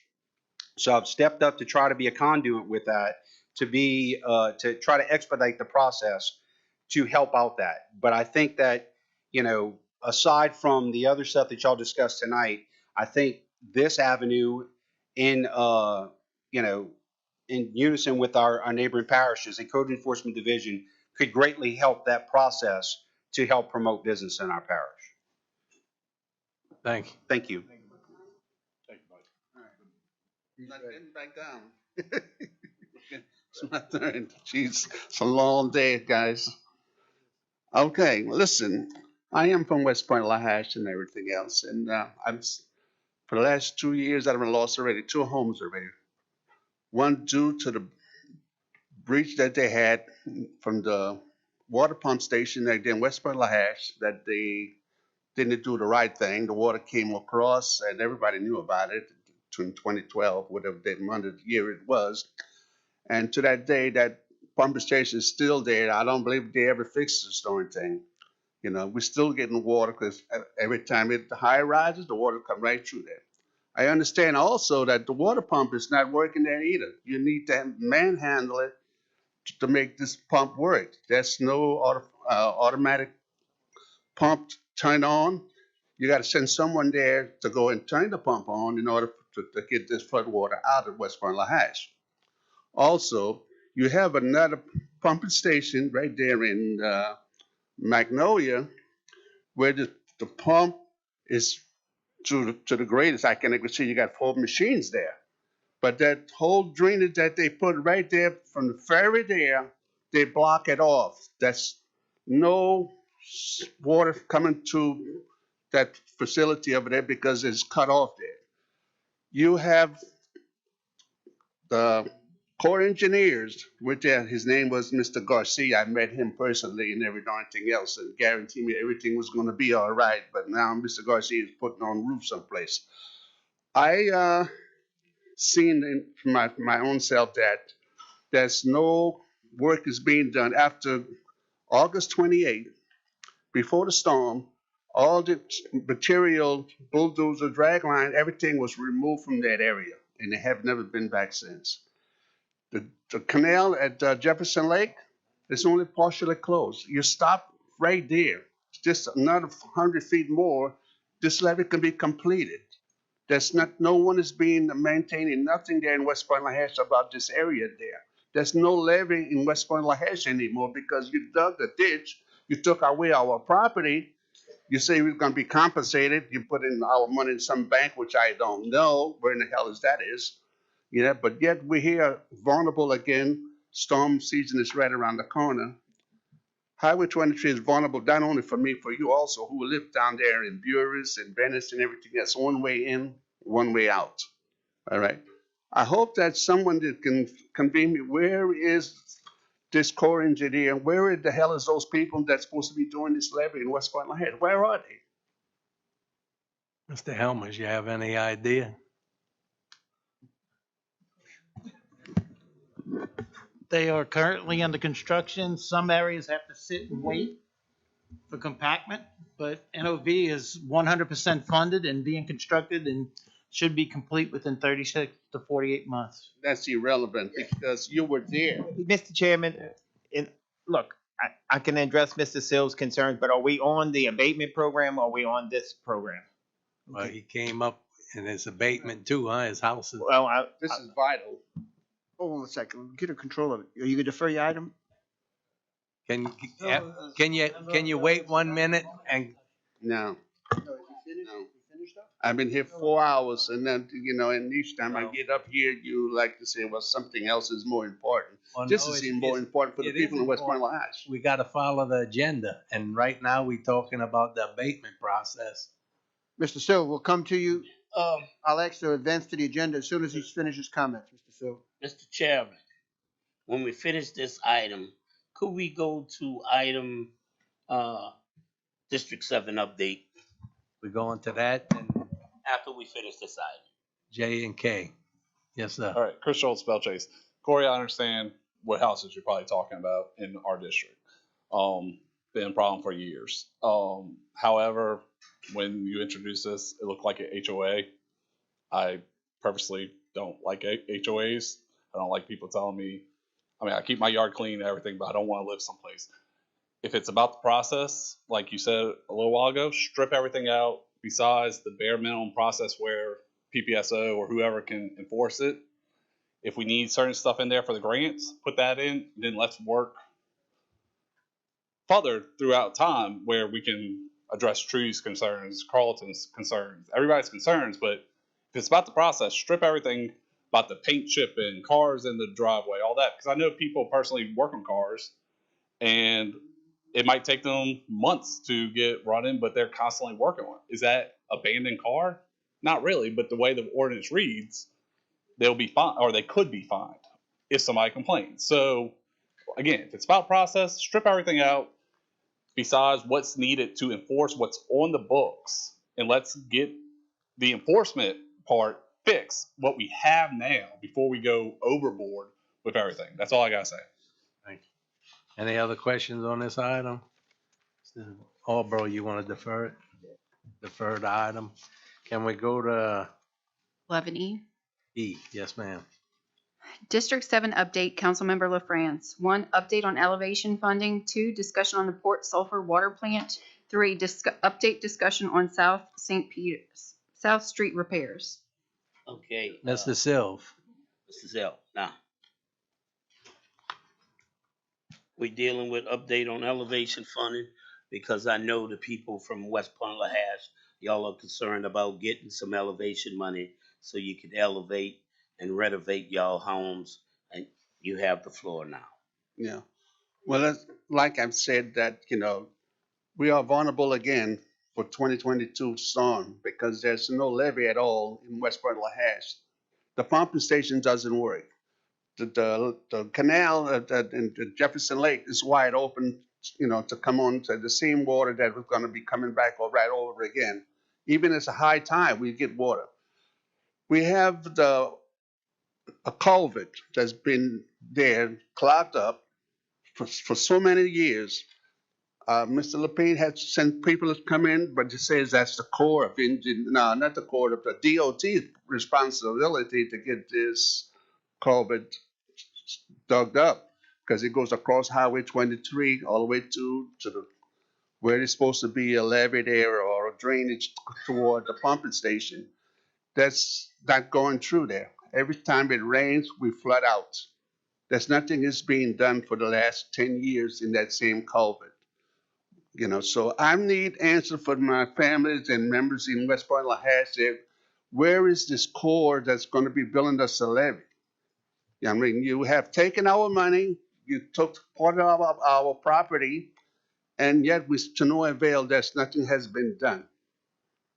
I've lost the papers that we had sent to us that from the bank and whatever personnel that was there that was going to reimburse us for the part of the property that it took from us, because our property goes all the way to Grand Bayou over there. And to avail, I don't have this paper here anymore. I don't know what bank that has that official that was going to take over and build us a levee there. I mean, there was mud that was there. They took it away. You got the pumping station that next door that's clogged up, blocked, so we don't get the water to flow into that. I mean, all you got to do is just dig a hole and let this water go to Magnolia over there into that new pumping station that they built there. But they blocked it off. They want West Point LaHasset totally out of the picture. That's what it seemed to be done. So I need help. The family and members of West Point LaHasset need help. And see when is the Corps engineer is going to, because otherwise the next storm, we're out of here. We are tax people. We pay taxes for our land there, And I need anything that you guys can prevail to help us. Please do. Thank you. Thank you, Mr. Sill. Mr. LaFrance? Yes. I can address some of this stuff. Go ahead, Mr. Russo.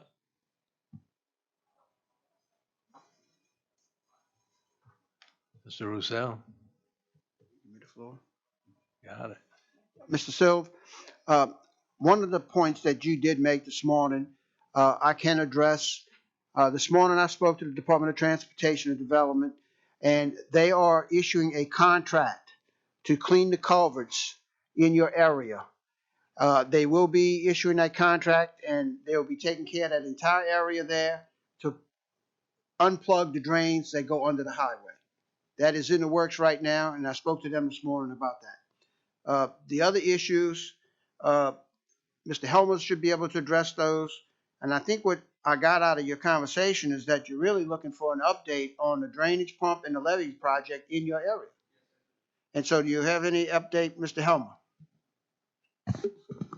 As far as the levees go, it's in progress. I mean, they're constructing, they're building, they laying foundations. Some of the foundations that are laid down have to sit for 14 months to be compacted on a base. Specifically to his property? To his area where they fill. Let me answer that. Let me direct that to Mr. Silv.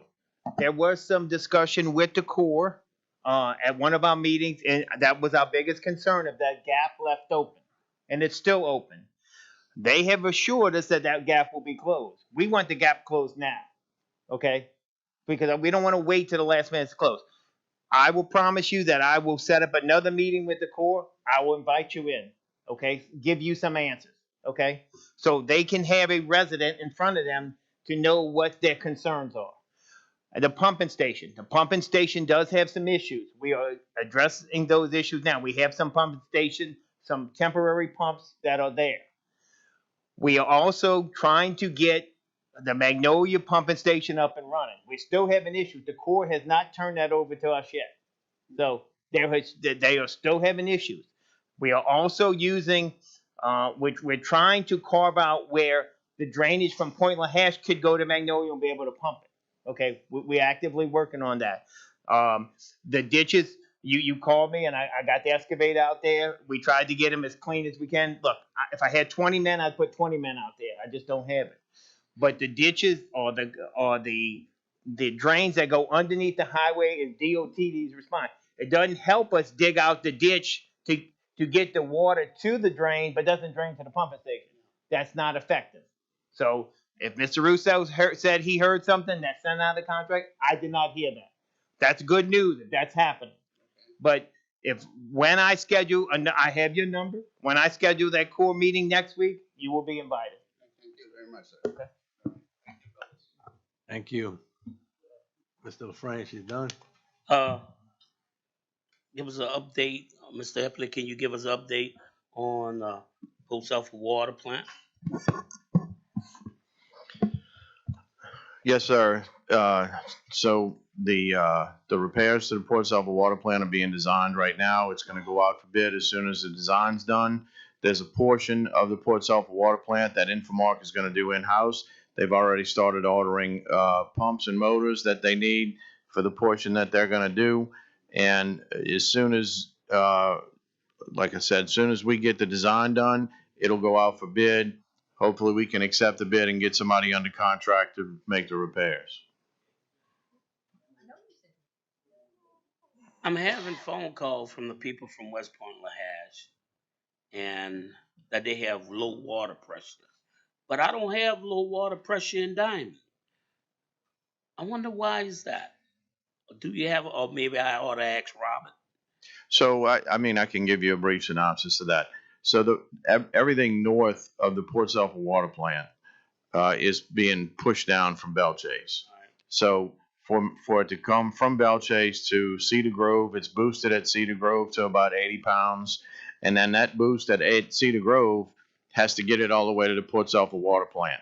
By the time it gets to the Port Sulphur water plant, we normally keep 27, 28 pounds on the dump valve where it goes into the reservoir at Port Sulphur.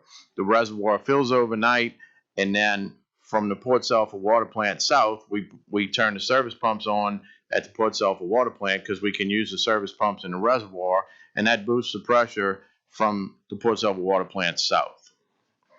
But the people from Point Lahash is right next to the Port Sulphur water plant, which I might as well see Point Lahash water plant, but they right next. I don't understand why they would have water pressure problems, and I'm 3 or 4 miles south, and I don't have it. I'll have to look into that, sir. If they're where you talking about is right south of the water plant, right? They should have plenty of water pressure right there. So I'll get with Infomark and we'll do some checking on that. It was strange to me, and that's it. I yield. Mr. Roussel? On the Port Sulphur water plant, what is the time frame and expected date to go out for bid? I have not gotten that yet because the design is not complete. It's in a design phase right now. They've got to do the design and put the bid package together so we can go out for bid. No estimated time on when the bid package will be? Have not gotten an estimated time yet, sir. I'll follow up with them this week and see if I can get some more information. Would you please send that out to everybody so we kind of get a time frame of what's going on? Yes, sir. Can we go to 11J? 11J, presentation by James Outram and Pat Outram about the LNG export facility being built off of Grand Isle. Councilmember Konovich. Yes, have some people here from the company.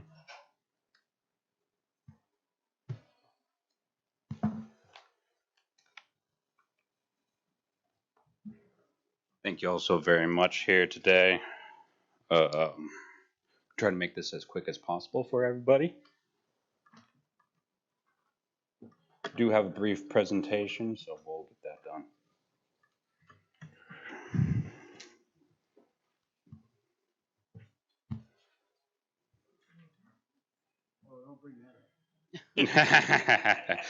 No, thank you.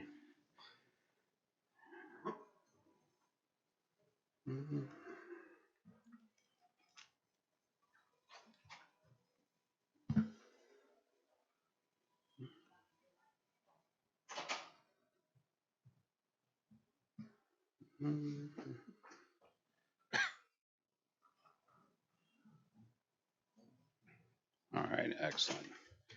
Again, my name is James Outram, representing New Fortress Energy.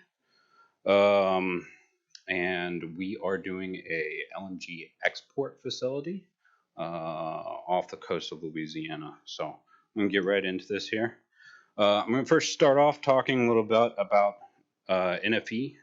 They build and operate LNG terminals and facilities. They source LNG and provide logistics, and they supply LNG to customers. So they've developed an extensive portfolio of downstream infrastructure. Right now, they're running 21 assets, generating about 3.5 gigawatts of power. Here on the slides, all the blue ones are ones that are currently in operation. All the green dots up there are going to be ones that are in development already. They have FSRUs and FLNGs also proposed out there. So what they're trying to do is they're going to areas where there is a need for LNG or for natural gas. So these are areas that are currently running fuel oil and possibly using coal. They're using more expensive, dirtier fuel. They're going in there, providing infrastructure so that these places are able to more readily utilize LNG. Okay. So with those 21 assets, they have done over 750 ship transfer operations, 12,000 truck and rail loading operations. They have 800 direct and indirect employees, 98% reliability, 97% availability. But the most important number on that screen is 0. They have had 0 lost time injuries across all operating assets. So NFE has a commitment to safety. So Louisiana is no stranger to LNG facilities. There's been quite a few onshore LNG facilities from Cheniere, Tolerant, Venture Global. This one's offshore. So why are we doing this offshore? The time to construct this versus a onshore LNG facility is 50 to 70% less. It's 30 to 50% lower on the cost of construction, and the environmental impacts compared to an onshore facility is significantly reduced. So we're proposing this facility 16 nautical miles off of Grand Isle. We're using existing onshore and marine infrastructure, and everything will be designed and made here in the U.S.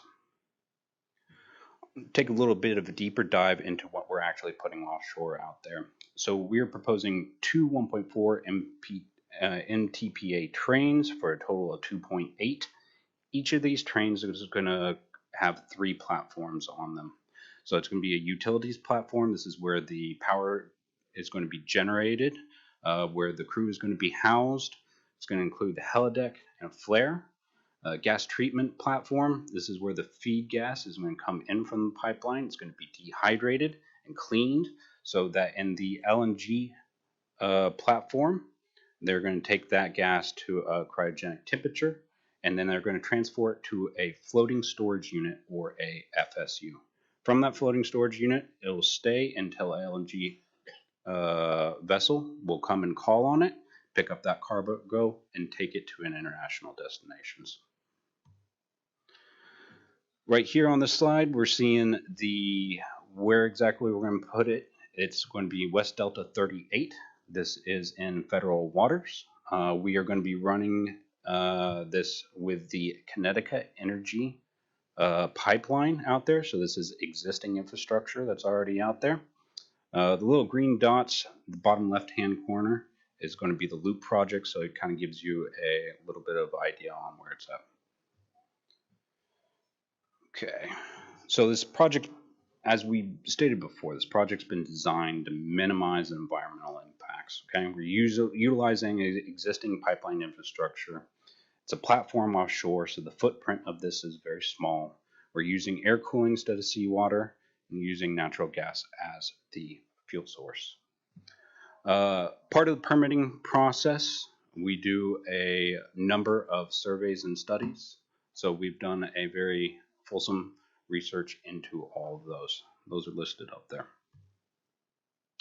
So a couple of things. We have existing customers for the natural gas that we're supplying this to. So this is going to be some of those, like I mentioned in the slide before, that's going to be going to a majority of the NFE operations that are offshore already. So it's going to go into the regasification units for these places, being able to supply them with natural gas. I'll stop it there. Any questions? Thank you. Yes. Ms. Newberry? Yes, thank you so much for your presentation. There is no LNG facility offshore right now, is that correct? Off the shore of Louisiana? Mhm. No, ma'am. So this would be, you said you're in federal waters. How does this affect, can you give us a scenario, how does it affect our parish and what will it bring to our parish? The best answer for that is jobs. Okay, we're looking about 200 to 400 permanent jobs. That's not including the construction jobs that they're going to be able to utilize for this. The jobs that are going to come from not just this parish, but the surrounding parishes, and even the downstream assets on that will be an economic boom for this. And where will your land facility be out of? There is not a actual existing land infrastructure for this, so all of this will be offshore that NFA is building. Okay, thank you. You'll just use a local dock. Hmm? You'll just use a local dock in Grand Isle or Fushon to go out of. We're early into the permitting process on this here, but the conversations have revolved around that so far. So we're still in the permitting process. That is an operational issue on that. Mr. Roussel? Yes, thank you for your presentation, and sorry that you had to wait till this late hour. No, sir. I appreciate it. You had fun? It was enjoyable actually listening to everybody speak. It was very animated, and that's a good thing. Being able to have the people get into what they're talking about and passionate about it, it's exciting. I'm glad you stayed around to make those comments. Maybe somebody else will appreciate it. But anyway. Every 2 weeks. 2.8 MTPA. Yes, sir. Is that 2 million tons per annual? Yes, sir. And so that is going to be the capacity that you are going to manufacture off of that entire facility, 2.8 million tons per annum. Yes, sir. And I'll put that into a little bit of perspective. For instance, the Cheniere facilities, the larger onshore facilities, you're looking at about 30 MTPA. Like Venture Global here in our parish is going to make like 20. Yeah, yeah. So it's going to be significantly smaller. Right. But the good thing about that is it's a modular design. So you're able to take these and you're able to build them out at a reduced cost structure in an environment that is it's more conducive for building these out at. It's not just a one-off facility. You're able to build these and manufacture them kind of in a production line.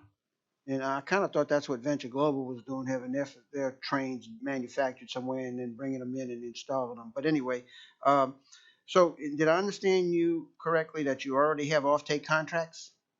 There is a majority of the supply is going to go to existing customers. And when you say existing customers, those are offshore customers? Yes, sir. So you're really generating LNG for the oil and gas industry that's already out there? A portion of it will be. And again, not all of it's secure, but a portion of it will be. And so are there opportunities to do something else with it, like send it overseas or? There is the possibility of that. And obviously in the news, we've been hearing a lot about the Russian-Ukrainian investigation, and I believe that's possibly where you're going with this on here. So, and that's not just been centralized with NFE. That is in our entire market, that has been something that has been definitely a developing issue for the simple fact that we can take U.S. natural gas and provide energy security for our friends and allies over there. And the project has to go through FERC process? So this is going to be a little bit, this is where it differs a touch from your typical onshore facility on this one. The two lead agencies, because this is considered a deep water port, is going to be MARAD and Coast Guard. There's many other supporting agencies, including the Corps, Department of Natural Resources. For here in Louisiana, there's a offshore terminal authority. So there's many players in this, but the two lead agencies is going to be the Maritime Division of the Department of Transportation, so that's MARAD, and then the U.S. Coast Guard. And you're referring to legit, that authority? Is that what you're referring to, offshore authority or Loop? So Loop, they are the people that oversee Loop, actually. So it would be LOTA, Louisiana Offshore Terminal Authority. Right. Well, is there something that you need from us? Not exactly. One of the things I heard a lot here today was transparency. We want to make sure that we are transparent. We want to make sure that we're here in front of you guys and you guys understand this. If you have any questions or you have people that come to you and ask you about it, we're more than happy to come out and talk to them and be a part of the community. Is this all private money? This is all private money, yes, sir. We don't need to see your invoices then. Absolutely not. Mr. LaFrance? So your equipment, they're gonna come in on barge? The equipment is going to be transported to site, so the platforms themselves will be floated into position and to be put there. There will be some corresponding pipeline laterals that is going to come off of the main offshoot. You're looking at about 3,000 feet of that, so it's not a minimal impact on the pipelines, and that's going to go from the platforms to each other. One of the ones I didn't mention, there is a compressor rig out there, but is up in the top right hand corner. I can go to that. So there will be some pipelines coming off of that. That's the only construction that will be made. How would your platform be anchored? So and everybody's fairly familiar with the drilling rigs out there. There's the same platforms as that. So two of them will be the one train will be jackup rigs and one train will be fixed platforms. So they will attach to the seabed. And you mentioned flare. What would you be burning through that flare? The flares on these plants are typically for emergency use on this one. Okay, so in the event of a plant upset, something happening with the facility, you want to be able to get rid of some of that gas. It will not be constantly flaring if that's the question you're asking. What do you do with it, H2S? Yes, what do you do with it? H2S gas will be processed way further. It will not be in touch with our facility. So our facility should be taking gas that is not sour. So that is typically handled by gas processing plants, and that will be further downstream. Any byproducts? From the natural gas? No. So sometimes you have oil, sometimes that comes in there, and crude oil has that radiation, natural occurring radiation. It does, and a lot of this is going to be processed not by our facility. By the time that the gas gets to us, it's going to be almost ready for liquefaction on there. We're going to do a final dehydration because when you get it to that cryogenic temperature, you want to make sure there's absolutely no water in there at all. So we want clean gas coming to the facility. We're going to clean it just a touch more before we liquefy it. How would it be shipped out? It's going to be LNG carriers. So they're going to pull up to the floating storage unit up there. They're going to do a ship-to-ship transfer. And then from the LNG carrier, it will go to its final dock. A lot of LNG is being shipped out to different countries. Yes, sir. When do you think when the U.S. will start utilizing LNG gas? The good thing about where we are as a country right now is that we have enough natural gas and oil reserves to last us a very long time. Not only that, we are able to export some of this for other people's consumption as well. So the natural gas being utilized here in the U.S. is just going to remain natural gas because we pull it out of the wells as that. The liquefaction, you're able to take the natural gas and compress it to a point where you're able to get a larger volume in the vessel so that it makes more sense to transfer it overseas. If there was the ability to build a pipeline across the Atlantic Ocean or something like that, that would be a much better option. But right now, transferring it via ship is the best way to do it. Thank you. No problem. Mr. Roussel? One couple final questions. One is time frame, and the second is, do you have cards or contacts that you can leave with the secretary? I do have cards and contacts. The time frame, the permitting process, and we'll speak just to that on this one, is a 356-day process. It's a statutory process. by MARAD. We would like to see possibly putting some of the items out there next year. And you're already in that 365-day process? We have begun, yes, sir. And that is due to agencies cooperating and ensuring that there is no time stoppages during that process. Transparency. Transparency. Thank you. Any No other problem. questions? Thank you for coming. Thank you very much, guys. And we go to 11K. Item 11K, update by Anna Timmerman, AG agent on projects for the month of May. Councilman Brakanovich. We've been here so long, you don't want to give June? I'm getting old. Thank you, council members, administration. You guys didn't get to meet Anna the last time that we did an update. She's going to do a short presentation. She's our new horticulture agent. She works both Plaquemines and St. Bernard Parish. So I'm going to turn it over to her. Yeah, thank you all for having me at your meeting. It's nice to meet some of you for the first time, and I recognize a few faces. Excuse me before you start. Yeah. Are you the one that's taking over Alan Vaughn's spot? Yes. Yep. Could I have your telephone number? Yes, you can. The best way to get a hold of me is my cell, and that's Monday through Friday, 8 to 4:30. It's 312. 312. Yep. 846. 46. 0689. You just gave it to the whole world. It's in the Plaquemines Gazette every week, so trust me, people are calling. Any kind of horticulture or gardening questions, I'm happy to answer.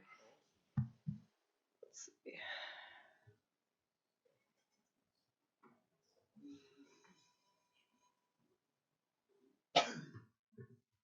I have a bunch.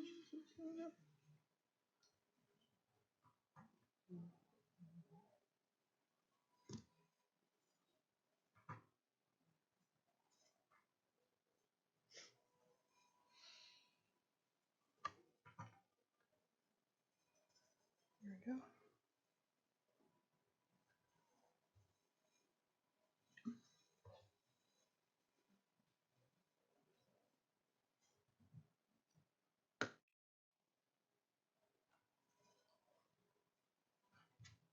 Okay, I'll make this short too because it's late, but I wanted to give you all a quick update about what I've been doing with the Ag Center. I've been an employee working out of Jefferson Parish for 6 years prior to this appointment. I was transferred here in July of 2021. I'm a farm girl. My background's in commercial vegetable crops and orchard crops, consumer horticulture, and then I moved down to the New Orleans area in 2012 as a landscape contractor. So I've got a little bit of commercial, residential, and farm experience. I'm currently wrapping up a master's degree in Satsuma production at LSU, so that's kind of dovetails nicely in with the parish. And I'm planning to pursue a PhD in that as soon as I graduate, hopefully this fall. A couple of the hot topics I see here in Plaquemines. Again, I do work both Plaquemines and St. Bernard, but the declining citrus industry is kind of my #1 priority. I've been working with many of those growers for the past 6 years. They call me a lot, and I'm always happy to do farm visits and connect them with resources. Second is consumer horticulture. That's more of our homeowner questions. If anyone has any issues with their lawn or their rose bushes or a tree, I'll happily come out and take a look. And then third is developing a volunteer base for both of the parishes. We have a Louisiana Master Gardener training coming up this summer. A little bit about my citrus work. This has really become a passion of mine. I do a lot of farm visits, scouting for both biotic and abiotic issues in groves. I'm pretty good at diagnosing problems. With all the storm damage and disease pressure we've been having, I do a lot of state and national PR. I'm really pushing that Buy Louisiana Citrus. I work with LDAF on some of that, and I try to tell our story here locally on a much bigger platform. I did a lot of damage assessments too following Ida and Zeta the last 2 back-to-back years as well. Diagnostics, a lot of canker, greening, root rot, issues like that. I do hook up our growers with our lab services, including the plant diagnostics lab and our soil testing lab. That's become increasingly important, the soil testing component, as our fertilizer costs are almost 300% higher compared to last year. So that's been a really popular service this spring as we head into the season. I also maintain a citrus website for the state. I do that on my own expense as more of a hobby, but that's louisianacitrus.org, so you guys can check that out. And I do offer all the food safety certifications for our growers that are sometimes required by their wholesale contracts or their farmers markets. We also have on the 28th, the Louisiana Citrus Symposium. I have save the date cards if anyone would like that. And I have an agenda coming up I can show you about that. I'm also conducting some research. So this dovetails in with my graduate studies, but we've actually built a research facility in St. Bernard Parish that's mimicking a lot of the new ways of growing citrus worldwide. So we are not the only area in the globe that has the disease and climate pressures. It's pretty much everywhere. So I'm partnering with some other universities to look at some alternative growing methods and alternative crops. I applied for a USDA specialty crop block grant in 2021 and was awarded it. And I also received a Muro Foundation endowment that funds this research. The couple of extramural partnerships that I've been able to put together, currently working with the USDA through their Clean Plant Network and getting our growers access to genetic material that is free from disease as a resource. And I'm also working with the University of Florida. This is the facility that we built in Violet, and with many COVID and hurricane delays, it finally happened. It's a 1/4 acre under screen, so it's not a greenhouse. It's actually a screen house that excludes the Asian citrus psyllid, and it's rated for a Cat 3, although we did great in Ida, not a scratch on it. So it's a good technology, and we kind of went the Cadillac version. It came out to $2 a square foot because it's a research facility, but the similar material can work out to as low as 20 cents a square foot. Currently have 3 different studies in the facility, a containerized Satsuma density orchard study, and these trees are much bigger now. Looking at pawpaws as an alternative orchard crop, and we're doing some rootstock selection and evaluation as well. This is the upcoming symposium if anyone wants to attend. We have a lot of experts coming in to talk about different citrus-related topics, including packing and storing, disease management, genetics, consumer trends, things like that. Consumer horticulture, kind of switching gears. I offer a lot of services to our homeowners and our commercial landscape contractors. These are just some of those, so please share my number. Email is also a really good way to get a hold of me, and I'm always happy to help. And just a quick plug for the Master Gardeners. We do have a 10-week course coming up. It's very comparable to a Horticulture 101 course you'd receive in college. It's $150, but what that is it's a volunteer training program where I'm giving them the research-based information and the tools they need to help out in our school and community gardens. And I do work with the existing school and community gardens here in Plaquemines Parish. A couple of them are pretty brand new, including the Bell Chase Community Garden, which is off of Barrier Road, kind of by the back entrance to the base, providing a lot of help with those new projects coming down the pike. And I'm hoping that we get some residents to take the course from the parish. This is my email. If anyone has any horticulture-related photos or questions they want to get answered, that's a really good way to get a hold of me. And then my cell, again, during business hours. And that's it. If you guys have any questions. Where's that course taking place at? That's going to be at Dockville Farm, and then we'll be over here doing some of the lab work as well. In Violet? In Violet, yep. Mr. Roussel? Yes, the Barrier Road Garden, you're working with Mr. Hildebrand? Yes, yep, we talk very often, and I send him seeds. I run a free seed library for the whole region. So, yeah, we'll be working together. It's coming along. He's got sweet corn that looks pretty good, and he's actually signed up for the Master Gardener course this summer as well, so we'll be working more together. Yep. So that garden is going to be able to allow people to go pick fruit? Yep, that's his ultimate goal, yeah. He's still kind of in the planning and material building phase. He put in a crop of turnips over the winter, and now we've got sunflowers and sweet corn in there. So it's coming along. Yep. Other questions? Mr. LaFrance? Yes. said you working with Florida? Yeah, with the University of Florida. Florida, from what I understand, Florida is trying to develop a new wood stock Mhm. be resistant to the canker and the greening, right? Yes, and we actually have their genetic developer speaking at the symposium at the end of the month virtually. We're going to bring him in, and he's going to give us an update on that. And then we've also got USDA and LDAF going to be there to talk about how to get it into the state because of the restrictive quarantine. And they seem to believe that it's going to be very successful. It's looking pretty good. I've just Any different in our taste? the taste should be the same.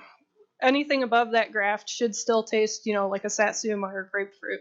But yeah, Florida's don't taste like ours. no, they're a lot better here. Yep. Okay. Yep. And y'all develop a new Satsuma, did you say? Well, we're working. Texas A&M has 3 cold tolerant Satsumas that are allowing some of the growers in the northern part of the state that used to grow peaches to actually switch over to citrus because they're having a lot of disease issues as well and some things related to climate change. So they're actually pushing that citrus line further north with the newly developed varieties, and we did a field trial with them, and they're really good. They're 3 different Satsuma cultivars. They're supposed to go down to what, 20 degrees, abstain for 24 hours? 14 degrees. 14 years. Yep. Or more degrees. Yeah, so that's what they're planting in Georgia, where former peach orchards used to be. They're putting in thousands and thousands of these. Yep. Thank you. Yep. I'll leave some cards if y'all want to attend. My contact info's on there as well. Thank you. Thank you for coming. I'll start calling you instead of Dan One Gill. more question. Okay. Well, you got me, so yeah. I don't know if you'll be able to answer it or not. Okay. But the navel orange that we growing now Yeah, it's usually Washington. is not the same as the navel oranges that we grew before. Because the navel orange we used to grow before, they used to grow up to 18 feet high. That big around at the trunk, butt grab. Yeah, before the freeze in the 80s. Yeah, but the stuff you grow now, A lot of that has to do with the rootstock that they're grafted to. The flavor too in the cultivars. Some of the rootstocks that are more resistant to the cold, they switch to after 89. They keep a shorter statured tree, which is why they aren't quite so tall. And then the compatibility too with the navels. They mostly switch to a Washington navel. And you can talk to the growers down here. That's what they have. Yeah. so, but we do have a shortage of navel orange. There is a shortage across the board, industry-wide, of trees because of the hurricane. Replacement trees are really hard to come by. I'm working with USDA Farm Service Agency trying to get replacement trees to people. There's just no trees. And then nursery pots, everything. I believe we send a lot to California because of all the fires. Yep, with their fire losses, and they have canker now, so they removed a lot of groves. So there's a shortage kind of everywhere for replacement trees. So if your tree is suffering from canker or greening, and you pull your tree, do you have to treat the soil before you plant a new one? So you actually do not, which is great. You could put another tree right there the next day even. You just want to make sure those roots are dead so that the greening doesn't transfer if it comes in contact with the new tree roots. So it's good to let it sit or dig that root ball out. And then the canker, that's an airborne bacteria. So as long as it's not coming from somewhere where it may have come in before, or you're spraying a preventative copper every 21 days, which is what we do at our facility, you can have that tree stay clean. Yeah, but we can't afford to spray copper. We can. Oof, yeah, and that's where a lot of the guys, they're switching to more resistant varieties. And we did a resistance study for the canker on Satsumas and found the Owaris are the best. Well, I have 2 of those. That's a good choice. Yep. That's an old tree. That's an old variety. It's been here for 300 years, and lo and behold, it has the best resistance. Yep. Thank you. Yep, thank you. One more thing I'd like to say before we finish. Last year when Ida hit, I spent days talking to different people trying to get hay brought in. And when we do have the citrus symposium, I'm going to try, because we'll have other interagencies there. I want someone to be responsible for it this coming year, going forward, because it just kind of fell apart last year. So hopefully we'll have a name or a contact person that we can give the parish if we do come into a situation where cattle are needing water or cattle are needing hay, that we'll have a person to go to, because this last year just kind of fell between the cracks. Would they will be willing to come cut some grass and make hay? They might. You never know. We can let them cut a lot of grass. Thank you, guys. Can we go back to the agenda? Agenda item 9B, a resolution, well, 9B is deferred, 9C is deferred. And then we have to reintroduce those. They fell off. Can we go back to that right now? Thank you. And Mr. LaFrancis too. Right? Yes. 9A1 also.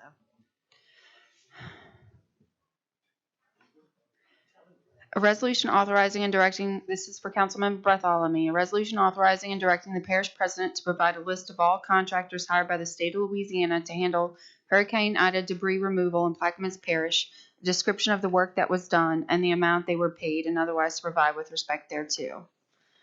The next for Councilmember Black, a resolution conditionally approving the plan of re-subdivision of a portion of Tract 5-E, Section B of Belchase Plantation into Cypress Park Subdivision Phase 2C, Phase 2C containing lots 241 through 285, all without cost to the Plaquemines Parish government or the Parish of Plaquemines and otherwise to provide with respect thereto. The last is for Councilmember LaFrance, an ordinance declaring a temporary housing need exists pursuant to subsection 6 of Section 12 of the Comprehensive Zoning Ordinance of Plaquemines Parish, enacting rules, regulations, and fees thereof, and otherwise to provide with respect thereto. And that's all we have for introductions. Agenda item 9D, an ordinance establishing the policy for Plaquemines Parish government in regard to mandatory terms to be included in all parish contracts for professional and other services and all contracts that extend beyond a single fiscal year, establishing the policy for the Plaquemines Parish government in regard to submitting all signed contracts to the council secretary within 2 weeks of the document being executed and otherwise to provide with respect thereto. Councilmember Roussel. Ms. Roussel, you offer?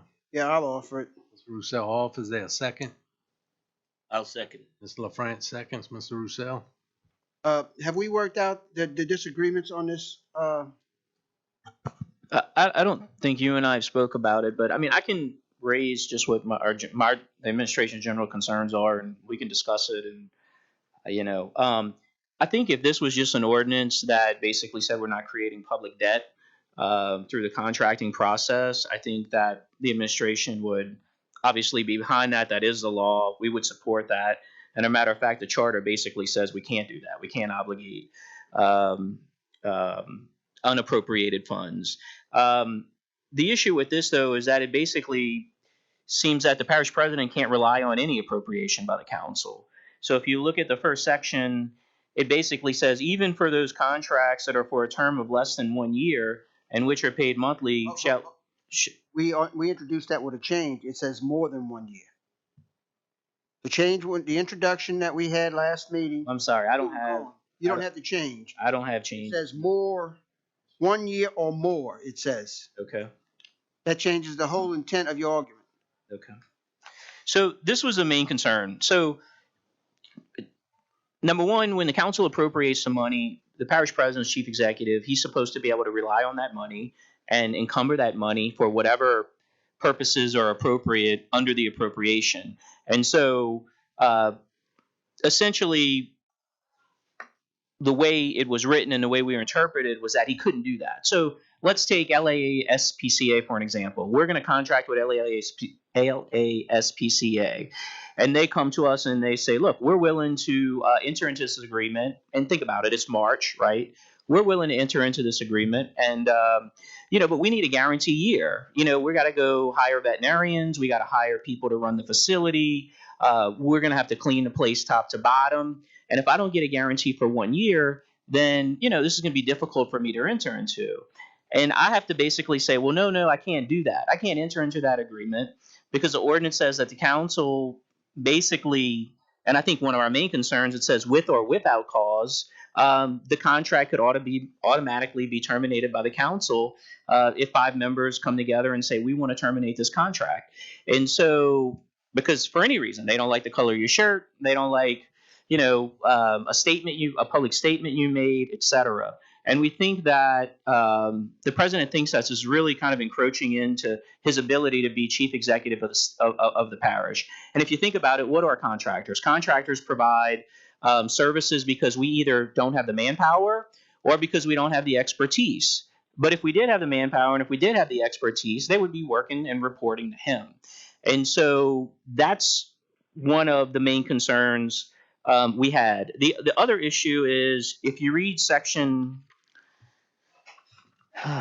in the charter, it says the parish council may by ordinance reduce any appropriation at any time, but it says subject to limitations of subsection F.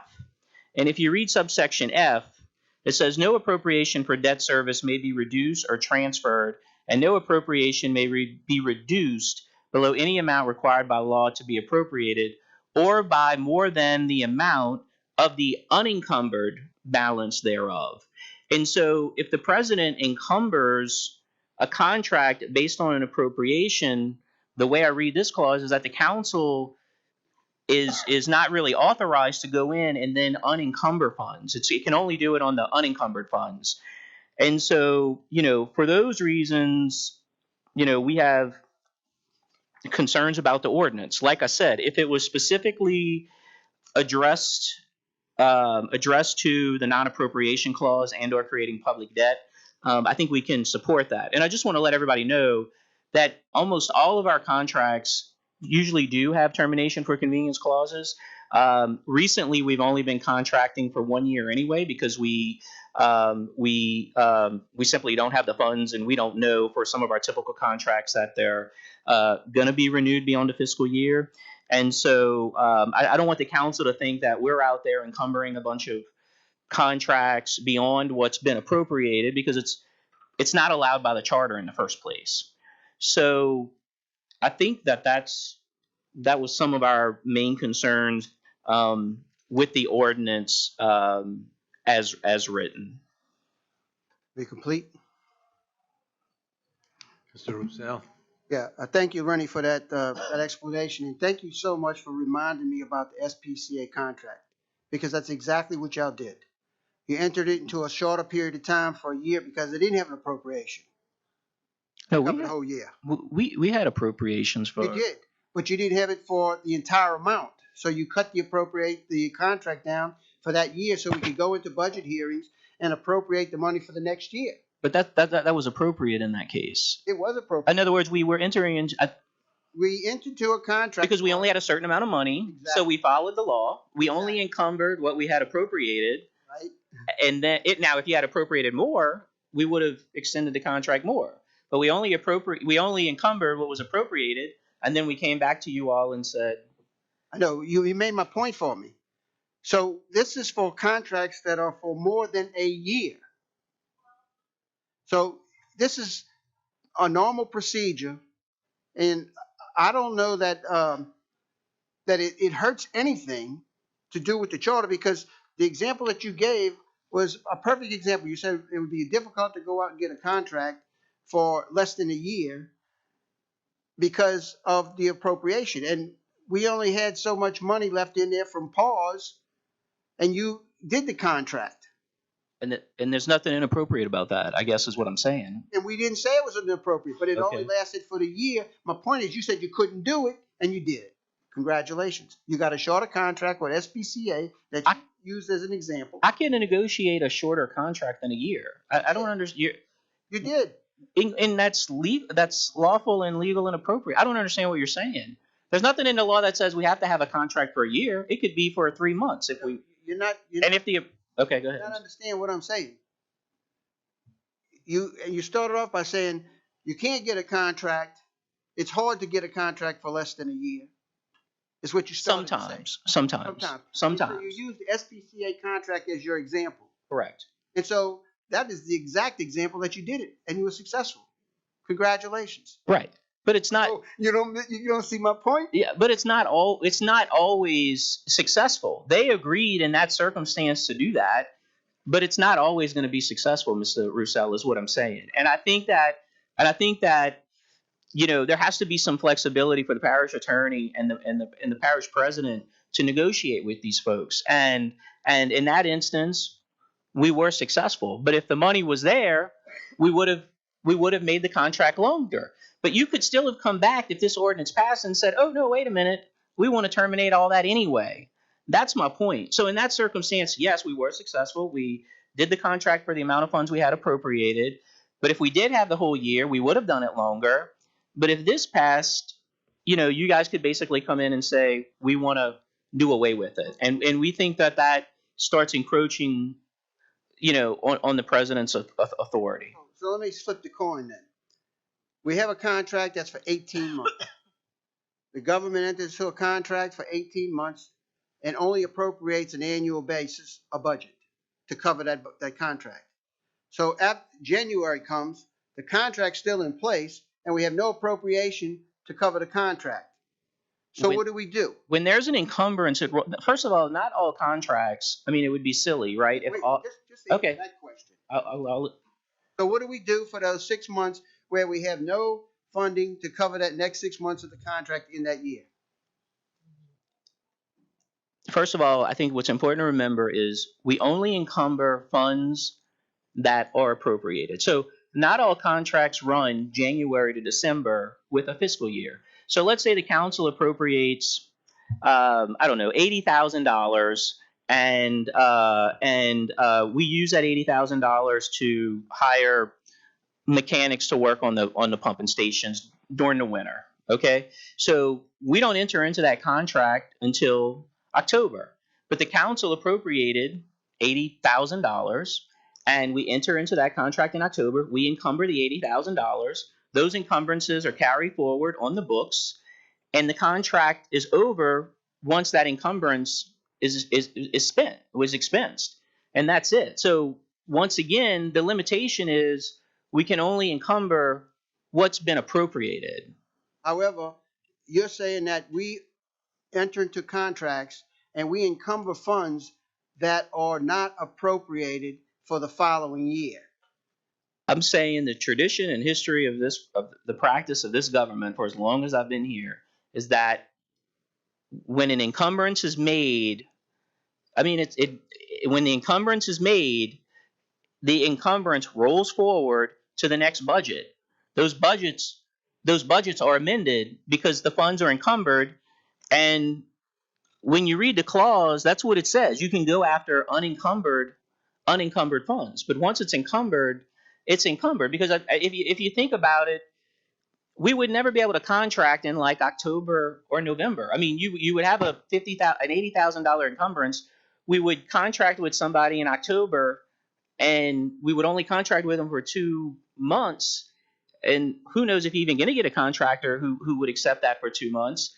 And then you got to renegotiate everything in January because that's when the new fiscal year starts. So it's been my understanding through tradition and practice that once an encumbrance is available, that encumbrance rolls forward. The budgets are amended. It's part of the amendment process when you all adopt next year's budget. And then the budgets roll forward. But once again, you're not supposed to eliminate.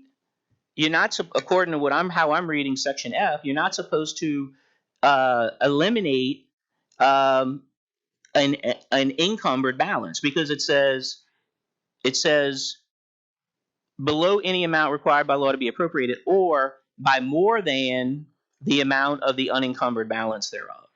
So that's the way. But unencumbered is only encumbered if there's a budget item to cover the encumbrance.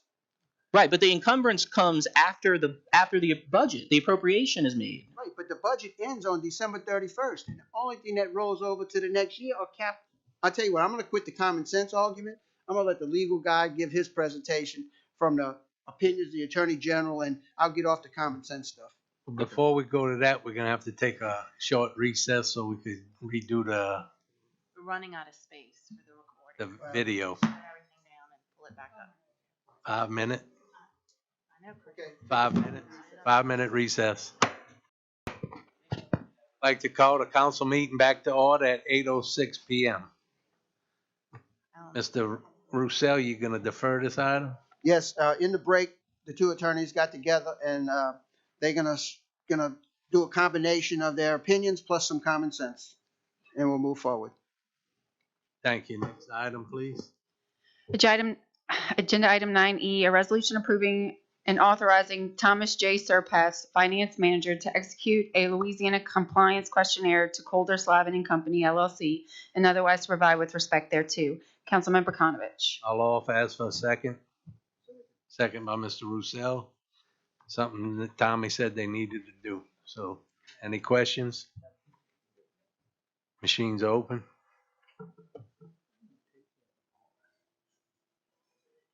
Which one is he?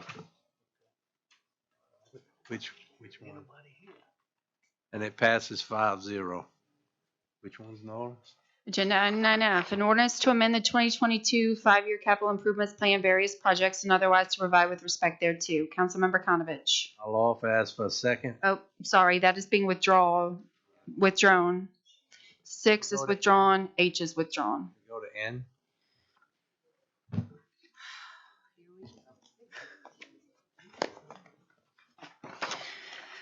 9N, a resolution authorizing the parish president on behalf of the Plaquemines Parish government to name and accept the proposal of the Plaquemines Gazette as the official journal for the Plaquemines Parish Council and all other political subdivisions and districts situated therein, of which the Plaquemines Parish Council is the governing authority, and otherwise to provide with respect thereto. Councilmember Konovich. I'll offer as for a second. Second by Dr. Gouy. Sorry, Norris. Overtime. Any questions? Machines open. Mm. And it passes 5-0. Are you lucky, Norris? Back to the agenda.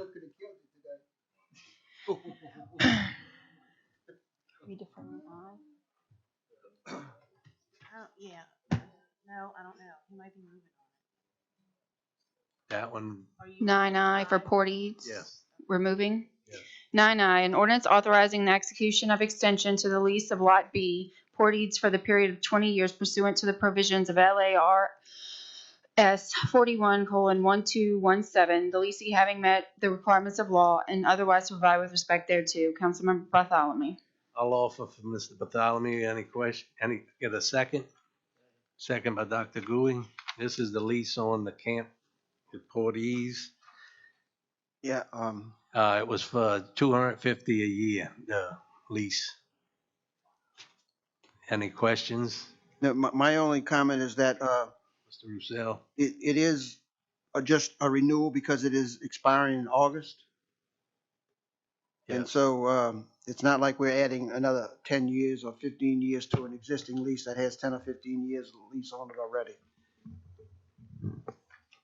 Dr. Gouy? Any other questions? Machines open.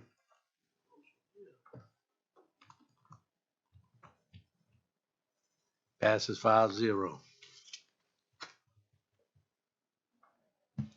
9J is deferred. 9K, an ordinance to establish polling places in Plaquemines Parish and otherwise to provide with respect thereto. Councilmember Konovich. All fast for a second. Second by Dr. Gouy.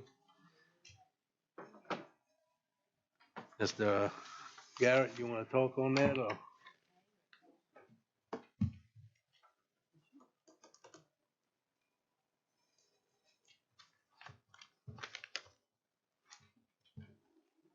On G or K? We're on K. Okay.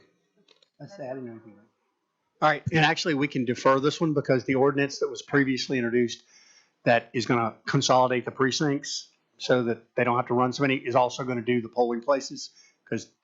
Or withdraw it or defer? Yeah, withdraw it because the ordinance you introduced earlier is going to take care of that next meeting. Agenda item 9L, an ordinance to amend the 2022 Public Health Fund operating expenditure budget, Animal Control Department, and otherwise to provide with respect thereto. Councilmember Konovich. I'll offer ask for a second. Second by Dr. Gouy. It's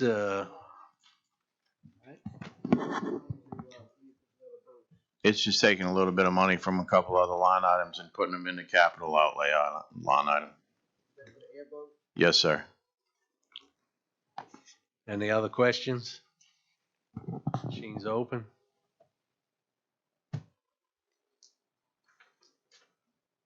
Passes 5-0. 9M, an ordinance to amend the 2022 Solid Waste Disposal Fund operating expenditure budget, Solid Waste District 1 Department, and Solid Waste District 2 Department, and otherwise to provide with respect thereto. Councilmember Konovich. I'll offer ask for a second. Second by Mr. Alborough. This is to buy some new roll-off boxes, containers. Compactor containers for the compactors for Solid Waste South. Yes, sir. All right. Any other questions? Machines are open. We couldn't get any used ones?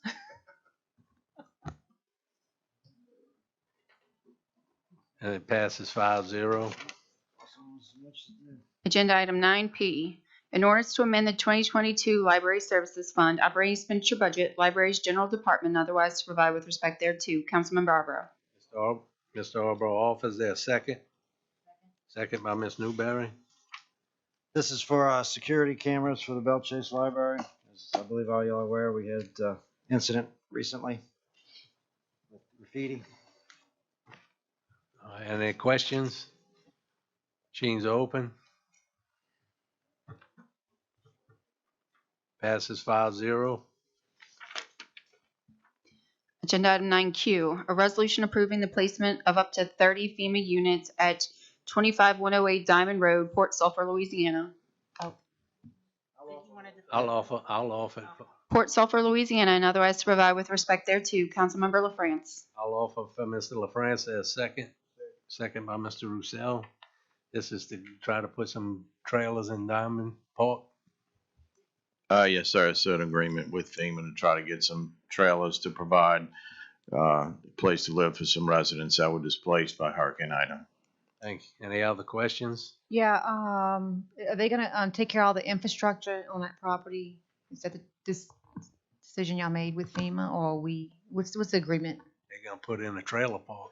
We have, I don't think we finalized an agreement, but yes, my understanding is FEMA is going to put in the needed infrastructure that they need for their mobile units. Okay. Do you know how many units they are gonna need? They think it's more like 15 to 20, but they're asking for a space for 30 just in case they need more. Any other Dr. Gouy? It is going to be for parish residents, but we can't put specific language in there for FEMA because they're not allowed to do that. Any other questions? Machines are open.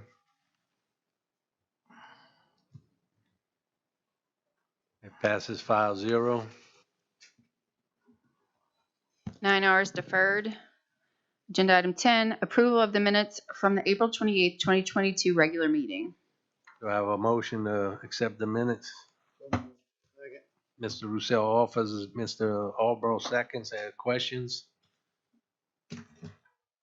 Machines are open. Passes 5-0. Agenda item 11A, introduction for resolutions where suspension is being sought. We do have one. A resolution to move the May 26, 2022 regular scheduled meeting of the Plaquemines Parish Council 3 p.m. to an earlier time, and otherwise to provide with respect thereto. Councilmember Konovich. I'll offer ask for a second on the suspension. Second by Mr. Roussel. Machines are open on the suspension.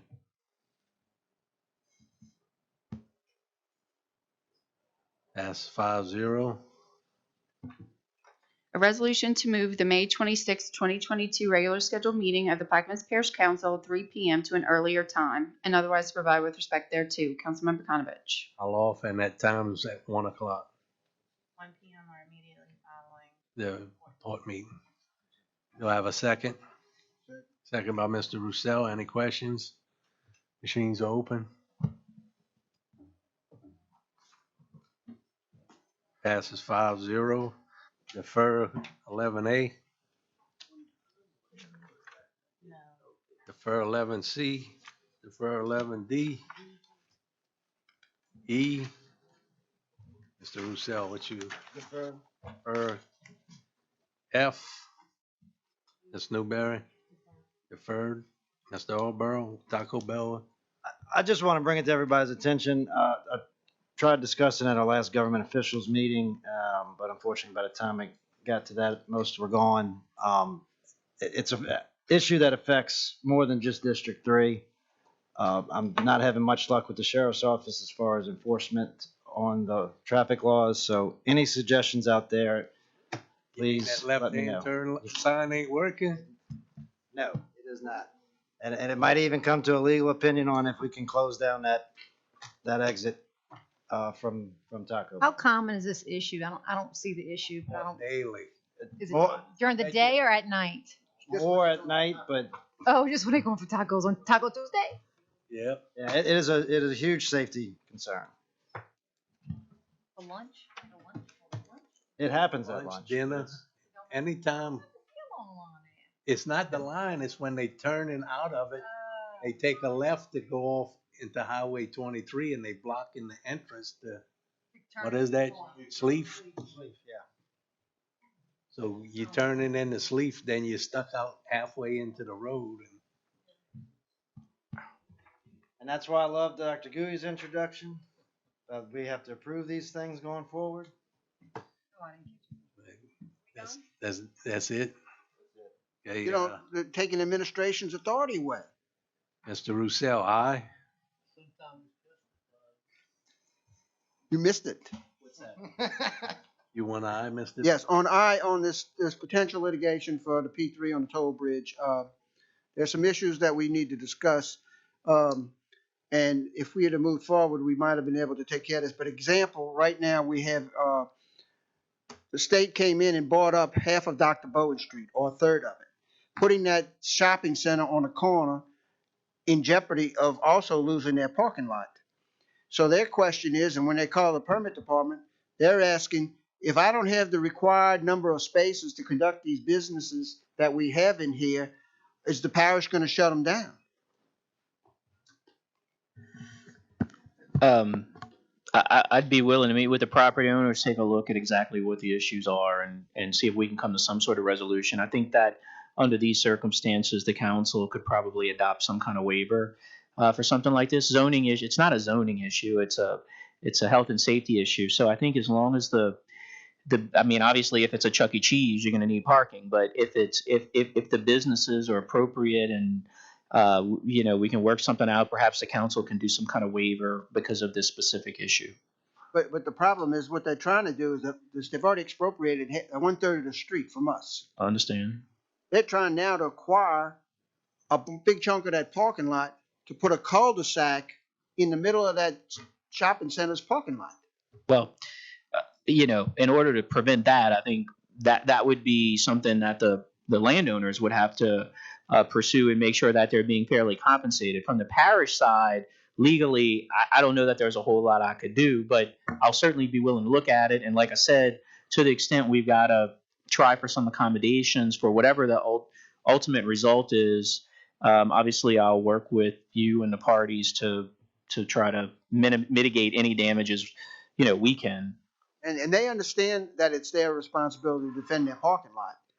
They are more concerned about what the parish will do to them when they lose their parking lot, if they lose their parking lot, as far as the requirements for the parking spaces. However, on the expropriation part of it, we've already surrendered and accepted it, and we're not filing anything in the court to object to it or anything. I have to check with LV what the status of that was. I think we had an intervener. Mr. Hero intervened and said that he had some property interest that he think was not partly compensated, and so that case is in the courts and it's being held by Mr. Cooley. We need to explore the Dr. Bowen Street issue, because if they're going to take and shut down our total little shopping center there, they're impacting not only the tenants and the property owner, but they're also knocking out the business, for us. Well, once again, we could take a look at that issue a little further, and I'll get Mr. LV. Let's have a meeting with some of the property owners, LV and yourself and whoever else wants to attend, and explore what our potential claims and or options would be. Thank you. Do I have a motion to adjourn? Mr. Roussel makes a motion, and a second by Mr. Alborough. Any questions? Machine's open.